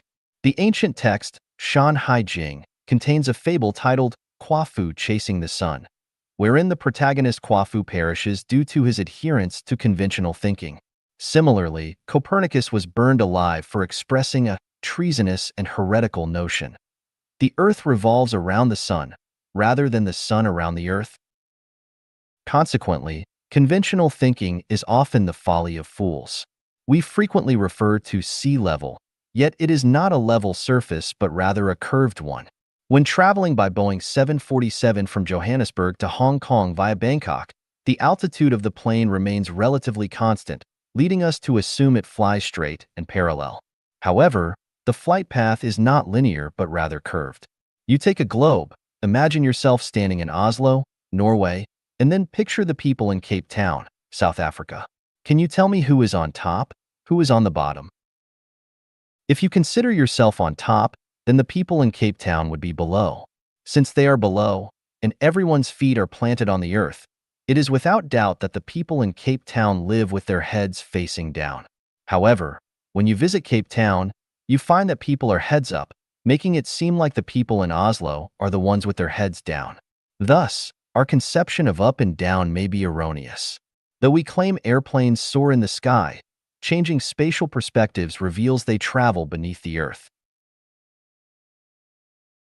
Extending from the spatial positions of up and down to the abstract concepts of high and low, we often say, the greater the hardships endured, the more esteemed the person, man struggles upwards, water flows downwards. This erroneous perception of hierarchy makes people forget the meaning of life, trapped in the quagmire of upward ascent since childhood, unable to extricate themselves. By the time old age approaches, they still don't understand, remaining confused, thus muddling their once very beautiful lives. The more energetic a person is, the more susceptible they are to straying from the path, and the smarter and more talented a person is, the easier it is for them to become ensnared in the mundane. Conversely, those who are frequently ill, seemingly hopeless, are more likely to grasp the truth. This is reflected in the Taoist saying, illness breeds Tao in the mind, and the reason lies therein. Let's look at time again. We say, today is March 3rd, 2004, and 10 years from today will be March 3rd, 2014. Upon waking in the morning, we glance at the clock and exclaim, ah, it's already 7 o'clock. When conversing with friends, one might remark, time flies so quickly, I'm almost 40 years old. We feel as though we're swimming in the vast ocean of time.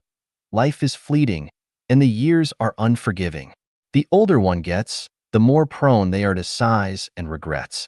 The sunset is infinitely good, but it's almost dusk. Knowing today, why regret yesterday? Time, like a demon or cancer cell, consumes people's happiness, hope, and lives. But let me ask you, where does time come from? Does time truly exist in the universe? Is time really so precious? You may find yourself perplexed. If I were to tell you, time is a construct of humanity, it doesn't truly exist in the universe, and time isn't inherently valuable, you might find it puzzling. If I were to further assert, you've created time as this specter, this illusion, to intimidate and torment yourself, you might begin to question my sanity. Delving deeper, have you ever dreamt of deceased loved ones? The relatives you see in your dreams aren't truly dead. They've merely transitioned to a different realm of existence or shifted to another space. Would you then consider me delusional, spouting nonsense? The truth is, if you were to think so, you'd be correct, indicating your normalcy, practicality, and rationality, but lacking the concept of unconventional thinking. 3 meals a day are considered essential. The diet should be varied. Otherwise, malnutrition may ensue. This is conventional wisdom. If you firmly believe it to be an absolute truth, then indeed it is. You become accustomed to 3 meals a day. Should you miss one, you'll feel hunger and uneasy. If you believe 2 meals a day suffice, then indeed they do. If one day you were to consume an extra meal, you'd experience stomach discomfort. If you believe 1 meal a day is adequate, then it is. Regarding food, if you subscribe to the theories of nutritionists, you'll include chicken, duck, fish, various fruits, vegetables, etc. in your diet. If you adopt a diet that is too simplistic, it will result in your physical and mental emaciation, accompanied by fatigue. But if you reject the conventional nutritionist's approach, believing that consuming only 1 egg and a glass of milk per day provides ample energy, then indeed it does. Furthermore, if you firmly believe that subsisting on a spoonful of honey, an apple, and an adequate amount of spring water per day is sufficient, then it is. Should you believe that abstaining from food and drink altogether, existing as your own cosmic entity, allows for longevity, then you've grasped the mechanics of animal hibernation, attaining the wisdom of Bodhidharma. Expanding upon this, should you experience faint stomach pains one day, subsequently suspecting stomach cancer and thinking daily, "Oh no, I have stomach cancer," within 3 months, a medical examination confirms your fears. Conversely, after an examination reveals lung cancer, should you firmly assert, "This cannot be lung cancer. My lungs are perfectly healthy, and there's no way I could have lung cancer," 3 months later, the lung cancer dissipates. The key lies in the power of the mind. It only works when one believes sincerely. With sincerity, one can split gold. "I'm old. I'm no longer capable. I'm already 40. What else can I do? This life is what it is. If there's an afterlife, I must. I'm already 80. This illness cannot be cured. This is impossible. This is too fantastical." These sentiments, born of conventional thinking, lead one down a path of negativity, a suicidal mindset, a misconception of human nature, a spreading virus. Some may argue, "I'm already in my 70s, nearing the end. Even if I were to break free from conventional thinking, what good would it do?" Let me tell you, every day of a person's life, every age, marks both an end and a new beginning. Each day heralds the birth of a new self. People can live not only to 100, but even 200 years. The reason for disbelief lies in the millennia of conventional thinking constraining minds and thoughts, coupled with the misleading notions of shallow science, claiming a pituitary gland at the back of the brain secretes a fluid controlling lifespan and asserting that humans undergo only 7-cell divisions from birth to death. These are all negative inductions. Be practical and realistic. Don't aim too high. Human lives rarely exceed 70. You're almost 80. Be content. Do you really believe in a second youth? The next time someone dares to preach such wisdom, tell them to take their ignorant babble elsewhere.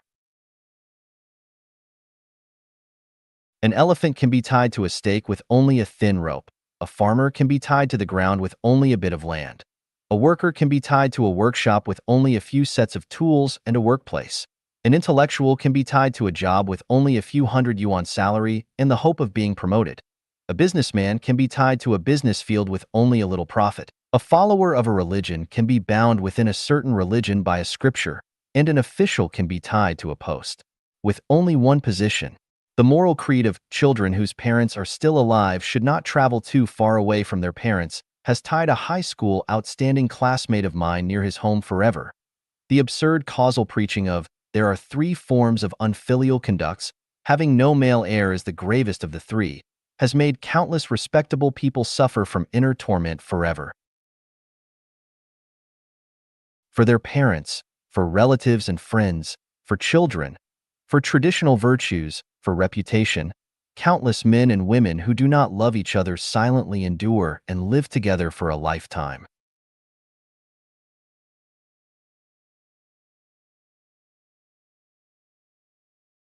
Everyone is more or less tied by invisible ropes, and everyone's mind is covered by an invisible net of thinking. Everyone is carrying a heavy cross, but they can't feel it. Or they can feel it, but do not have the strength and courage to break through the fetters. Seeing that the people around them are living like this, they feel at ease, get used to it, become numb, so they bear it. Someone asked me, "It's easy for an elephant tied by a string to break free, but where will it go if it breaks free?" Yes, if you break free, where can you go? With no fodder, no jobs, no wages, no position, and even no housing and the surrounding relationships, how can one survive? There was a group of swans. Every autumn, they flew over thousands of mountains and rivers in a group, singing songs all the way, admiring the green mountains and blue waters under their wings, and going to the far south to open up new living areas. A few of them were captured and fed by humans. They grew fatter and fatter, having no worry about food and drink, and carefree. Even in the cold wind and snow, there was a shelter protecting them from the wind. As time went by, they got used to the food given by the master and got used to the joy with the chickens, ducks, pigs, and dogs. Their brothers and sisters flew back the next year, and they met with a burst of kisses and hubbub. Autumn was here again, and the brothers and sisters came to encourage them to fly to the warm south together. But they advised their brothers and sisters in turn, "Stay here, there is food, drink, and housing here. Why bother to fly back and forth every year? Besides, the place you fly to may not necessarily be lush with water and grass. Even if the food is abundant, you have to find food yourself. How can it compare to us here having food and drink and being free and easy?" The brothers and sisters shook their heads in puzzlement. One by one, they spread their wings and flew away. In the third year, spring had come, and the flowers were in bloom. The brothers and sisters flew back again with singing. But except for two nephews and nieces, their original brothers and sisters were nowhere to be seen. They asked their dirty nephew, "Where did your uncles and aunts go?" The lame niece rushed to cry. A few uncles were killed by the master to entertain guests. Other uncles were killed by the mistress, saying that she wanted to nourish her body, and the aunts were taken away by relatives and friends of the family. Don't know whether they are still alive. When I was grabbing food with the puppy, my leg was bitten by the mother dog. What should my brother and I do now?" As she spoke, she squatted on the ground in despair. All the swans came around at once, stroked and comforted with their white wings. "Children, don't cry. We will take you out of here this autumn." "Where can we go?"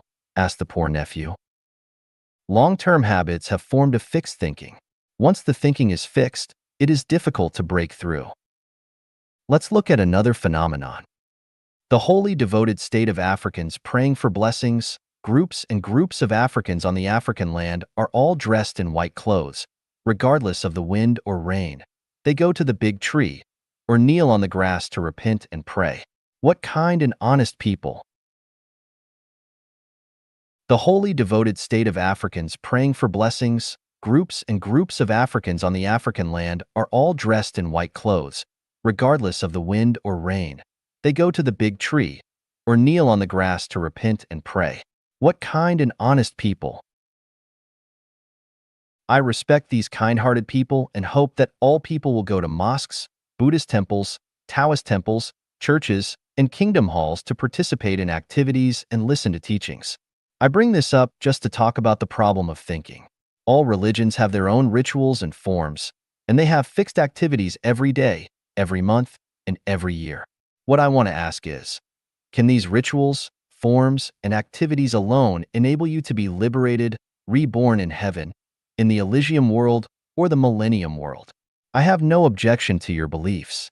The problem is that you must figure out what you believe in and whether its past and future are clear. If you don't know, will all your efforts be in vain, and will you go astray? Just take Buddhism as an example. Shakyamuni Buddha said in the Diamond Sutra, "Those who see me in form and seek me in sound are treading the heterodox path and cannot perceive Tathagata." What is form?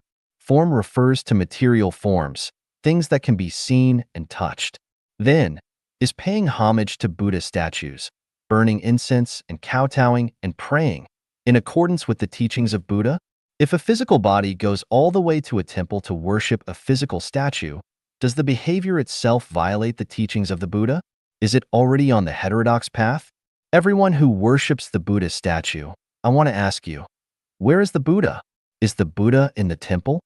If you don't have Buddha in your heart, even if you travel all over the world, you can't find Buddha. If you have Buddha in your heart, there are Buddhas everywhere. If you really want to worship Buddha, you must keep in mind the teachings of Buddha. First, worship Buddha in your heart and learn from Buddha in speech and behavior. Only in this way can you understand the principles of Buddhism, perceive the nature of Buddha, and finally become a Buddha.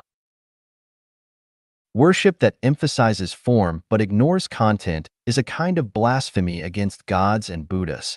Rituals and forms are a kind of restraint, a kind of pretense just to strengthen people's beliefs, and a means and process of dissemination. Whether you attain Tao depends entirely on your own psychology and actions. If you don't have it in your heart, it is useless, and not even if you burn incense and kowtow every day, go to temples and Taoist churches to worship statues of gods every day. If you have it in your heart, even if you have never been to a temple or church, you can become a loyal disciple of gods and Buddhas.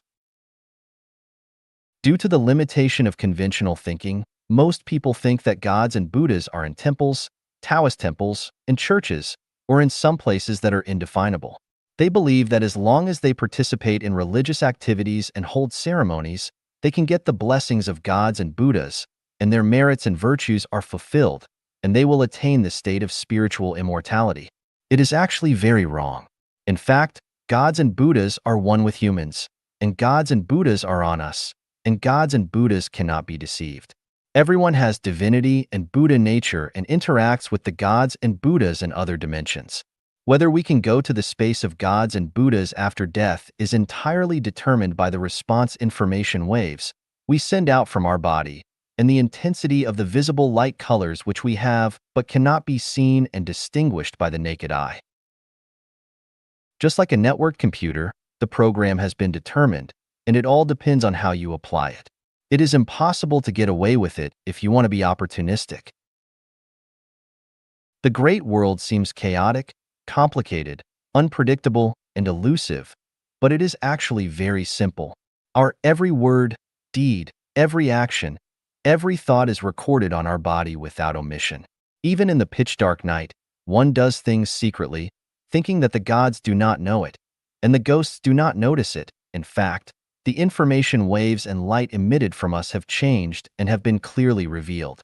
Divine punishments, though slow, are always sure, with big meshes yet letting nothing slip through. Who can you fool?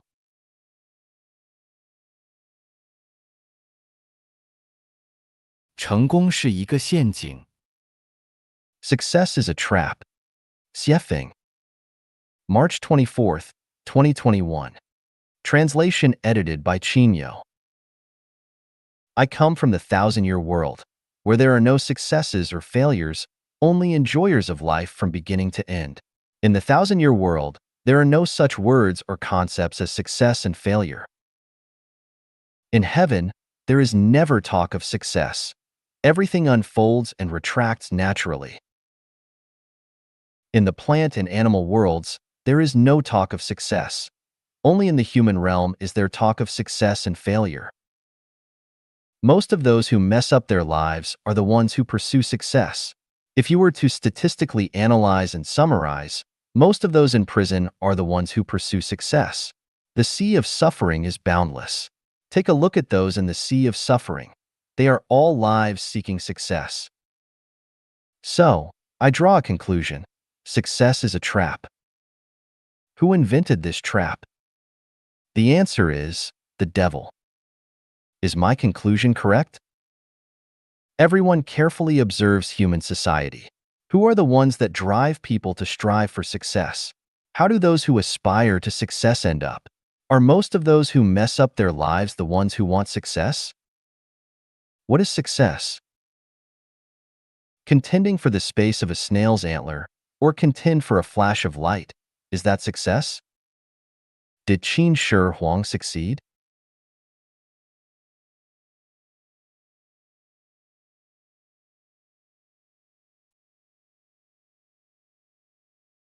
Broken walls where foxes sleep, deserted platforms where rabbits walk, all were places of singing and dancing in those days. Yellow flowers covered with cold dew, withering grasses looming in mist, all belong to the battlefields of the old times. Who succeeded? You've earned a lot of money, but you've never had time to appreciate the moonlight. Have you succeeded? Do you call that success? I cannot see a single successful person. I only see lives crushed by success, their faces distorted and souls shattered. Talking about the Mobius strip. Xiefeng. Translated by Chinyu. Edited by Peter. A piece of paper has two sides. If an ant is placed on the front of the paper and is not allowed to turn over the edge of the paper or bite through the paper, how can it easily and unconsciously climb from the front of the paper to the back of the paper and reach any point on the paper? From the perspective of conventional thinking, this is absolutely impossible, but someone has solved this problem. He is the German mathematician August Ferdinand Mobius. Mr. Mobius' solution is: twist one end of the paper 180 degrees and stick it to the other. At this point, the ant can freely climb from the front to the back and from the back to the front. This is the Mobius strip. The Mobius strip is the result of unconventional thinking. What seems impossible with conventional thinking is easy with unconventional thinking. So, what is unconventional thinking? Unconventional thinking is a paradox of conventional thinking, a reverse thinking that goes against the usual way of thinking. For example, the Empress Wu Zetian ordered flowers to bloom, which was described in Flowers in the Mirror. Conventionally speaking, only winter plums will blossom on cold days, and the rest of the flowers should be sparse on dead branches, and they should be withered. But Wu Zetian went beyond the norm and ordered, all flowers must blossom overnight. Don't wait for the morning wind to push you. As a result, except for peonies, all the flowers grew overnight. At dawn, the fragrant flowers were in glorious bloom, and the Chuanfang Garden and Shanglin Garden were verdant and pleasing, full of beautiful spring scenery. What is normal to one nation is contrary to common sense and unnatural to another nation. For example, the order in which British, Americans, and Chinese write addresses is a kind of unconventional thinking, such as British and American, 38, Cosbill Street, Columbia District, New York City, United States. China, United States, New York City, Columbia District, Cosbill Street, number 38. For another example, when people die, their loved ones will cry to express their sorrow and sadness, but some nations use laughter to express sorrow. At funerals, some ethnic groups consider it respectful to wear white clothes, while others consider it respectful to wear black clothes. The secular view holds that one is born to pursue enjoyment, while most religions, especially Buddhism, believe that one is born to suffer. Traditional science believes that space and time are absolute. Space is like a box, matter is a particle in this box, and time passes evenly. Modern science believes that space-time depends on the distribution of matter itself, and space-time is curved. Common sense believes that chicken feathers can fly in the sky, but iron blocks cannot fly in the sky, but today's reality shows that iron blocks, weighing tens of tons, can also fly in the sky. It was previously thought that any number could be represented by the ratio of two integers, but later it was discovered that some numbers, such as irrational numbers, could not be represented by the ratio of two integers. After the establishment of the theory of real numbers, the discovery of ethereal imaginary numbers was confusing. What is considered impossible in conventional thinking is easily solved by unconventional thinking. Topology is a kind of unconventional thinking. It can change the position of space and make the inside and outside of a confined space communicate, making it impossible to distinguish inside from outside. Just like the Mobius strip, it is impossible to tell which is the front side, which is the reverse side. How can a person enter a sealed room, and how can one then get out of it? With conventional thinking, it is absolutely impossible, but if you think unconventionally, this matter is easy. It is just a different understanding of space. Can people be invisible? Conventional thinking has to say, this is the dreaming of an idiot. It is absolutely impossible. In fact, it is just a temporary distortion of space and time. Mankind has launched many spacecrafts to explore space. There are many purposes for this. Regardless of whether they admit it or not, one of the subconscious purposes is to find out whether there are stars outside the Earth for humans to live on. One side effect of this space exploration is the realization that the Earth's immediate neighbors are not suitable for human habitation, and the farther planets are a few light years or tens of light years away, which humans cannot reach within their limited lifespans. Humanity has only one Earth. This is the pessimistic conclusion obtained by the current exploration of space. Impossible. Impossible. Absolutely impossible. This is the conclusion obtained by conventional thinking. Einstein realized that the speed of light is the limit speed of the movement of matter, but he did not realize that the speed of non-material movement is the negative cosmic speed, and people can instantly reach a planet tens of light years away. Quantum mechanics believes that only one speed and position of a particle can be obtained, and accurate data of both cannot be measured at the same time. This uncertain principle has actually entered conventional thinking. The movement of a particle is disturbed by an infinite number of forces, so it cannot have a constant speed. In addition, the movement path of a particle is affected by other forces, so it cannot have a fixed line, which is why its speed and location cannot be measured at the same time. However, if we have a way to consider all the forces received by the particles and the magnitude and mode of action, then it is not difficult to measure the speed and position of the particles at the same time. Everything in the universe runs in an orderly manner, and particles are no exception. The current problem is that human intelligence has not yet reached the level of understanding all the forces in the universe. Quantum mechanics has entered the frontier zone, but this does not mean that the frontier zone is the marginal area of science, and we can also develop this in depth. Quantum mechanics can only end in the uncertainty principle. The development of science is endless, but the more knowledge humans carry, the slower they will move forward. 100 years ago, if people were able to master all the knowledge mankind accumulated by the age of 20, it is not possible now. Who would dare to say that he has encompassed all the knowledge accumulated by mankind by the age of 30? I am afraid that some people might have become exhausted and powerless before they reached the forefront of science. By extending quantum mechanics to humans, we find that humans are just particles. The gains and losses, misfortunes and blessings, illnesses and lifespans of human beings in the world happen to be within the uncertainty principle.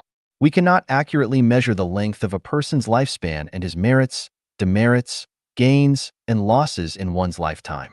However, all thinking that thinks of impossibilities belongs to conventional thinking. When we know that the universe is orderly and that life has a trajectory, we can analyze the hundreds of millions of factors that affect a person from an inevitable perspective, and we will find several sets of laws that affect life. From these laws, we can accurately measure a person's prosperity, adversity, poverty, lifespan, and fate of his entire life. Newton discovered universal gravitation, which explained a mystery of the universe. While benefiting mankind, at the same time it put a shackle on thinking of mankind. According to universal gravitation, it is impossible for a person to fly freely in the sky without the help of other tools. This has become conventional thinking again. But what people didn't expect is that gravitation is not universal. Gravitation is generated by motion. If the motion is large, the gravitation is large. If the motion is small, the gravitation is small. Where there is no motion, there is no gravitation, and where there is no gravitation, there is no weight. Cannot weightless people fly freely in the sky? Conventional thinking is going to laugh at me again. The Earth is in eternal motion, and people are eternally weighty. When the Earth stops moving, it is the end of life on the Earth. When can people fly freely in the sky? Conventional thinking is really troublesome. It doesn't consider the relationship among thinking, energy, and matter. Facts and email must be true, right? The technology of cloning can't be said to be fabricated, right? Is the fax or email we receive the same as the original? And is the cloned animal similar to the original one? All material things are just a matter of molecular arrangement, order, and structure. If the genetic structure of a pig is arranged in the order of a human genetic structure, then the pig will speak a human language. Could this be false? Then, can't people be faxed? Can't people be cloned? Substances cannot be faxed, but their structure and sequence can be faxed. We can pick up a phone and dial the number of a relative who is thousands of miles away. Although the person is thousands of miles away, the sound you hear is right close to your ears. Is there any doubt about this voice? With negative cosmic speed, a person's life structure and sequence can be faxed to a planet millions of light years away, and then endowed with energy, cloning, a new you will then be born. Since the sequence and structure are the same, your consciousness and memory still exist, consciousness and memory exist in the structure and sequence, and you will still be you, not someone else. Good. Since the Earth can't restrain us, and space distance can't obstruct us, then, can motion restrain us? Let's not talk about absolute motion, but relative motion. On the ComC, while sitting in a ship's cabin, if we don't look out of the window, can we feel motion? There will be no feeling of motion at all. We are living on the Earth that travels 25 million kilometers a day. Can we feel the Earth moving at high speed? No, we cannot. When two objects of the same mass fly in the same direction and at the same speed, there is, relatively speaking, no motion between them, so there is no gravitational force between them, relatively speaking. In this case, for the small object sandwiched between these two objects, neither motion nor gravitational force is felt. In other words, it loses weight and can now fly freely. Is there such a place in the universe? Yes, there is. Please see the chapter of 36-dimensional spaces. Let's look at the Mobius strip again. When turning a paper with front and back sides into a strip without front and back sides, the key to it is to flip one end of it 180 degrees. This flipping process is the process of unconventional thinking. The flip must be 180 degrees. If it flipped less or more, it will not be the true. It would become a way that is perverse, a perverse theory, and it will bring endless disasters. The unconventional thinking of the Mobius strip is by no means a trick played by magicians. It is a key to understanding the truth. The blind zone. Xiefeng. Translation edited by Chinyo. If we observe a blind person, we will find that he is constantly feeling his way forward. He cannot stride confidently on winding roads, nor can he see the potholes and stumbling stones ahead. We feel genuinely saddened by this. But what about those of us with sight? We eagerly unpack our treasures, investing everything in a marriage, only to face the painful experience of divorce a few years later. Why couldn't we foresee the outcome back then? We sincerely invest time in friendships, only to be betrayed, robbed of our savings, and even lose our spouses. Were we blind to the truth from the start? We wholeheartedly support someone's rise to power, only to discover him indifferent to our well-being and willing to trample us underfoot. Why were we blind to their true nature? We extend compassion to someone in need, sparing no effort to help him overcome one difficulty after another. However, once his wounds are healed, he turns around to bite us, not only stealing our wealth but also spreading rumors and slandering us, portraying us as worthless. Did our eyes truly perceive their nature from the outset? Parents toil tirelessly and pour their hearts into raising their children, hoping to have support in their old age. Yet, in an instant, their children die on the battlefield or under the wheel and fail to provide the expected support. Given such outcomes, how accurate was our foresight from the start? We labor tirelessly to raise our children, pouring our hearts and souls into their upbringing. Yet, in our old age, we find ourselves abandoned, without the familial support we hoped for. What was the purpose of our endeavors? Were we blind to the future? When we were at school, we studied certain subjects for getting food and sleep, but after graduation, we were unable to pursue the majors we studied. If we knew this before, Why do we bother to waste money and energy? We work from dawn to dusk, live frugally, rack our brains, and work hard all our lives. When we are about to die, think about what we have gained. What were we blindly busying for? We can't see the substances with wavelengths outside the light range of 400 to 700 nanometers. We can't see the epidemic germs flying in the air. We can't see the radioactive elements invading our nerve cells. And we can't see viral bacteria filled in the rivers. The welfare of the public is lost virtually. We also turn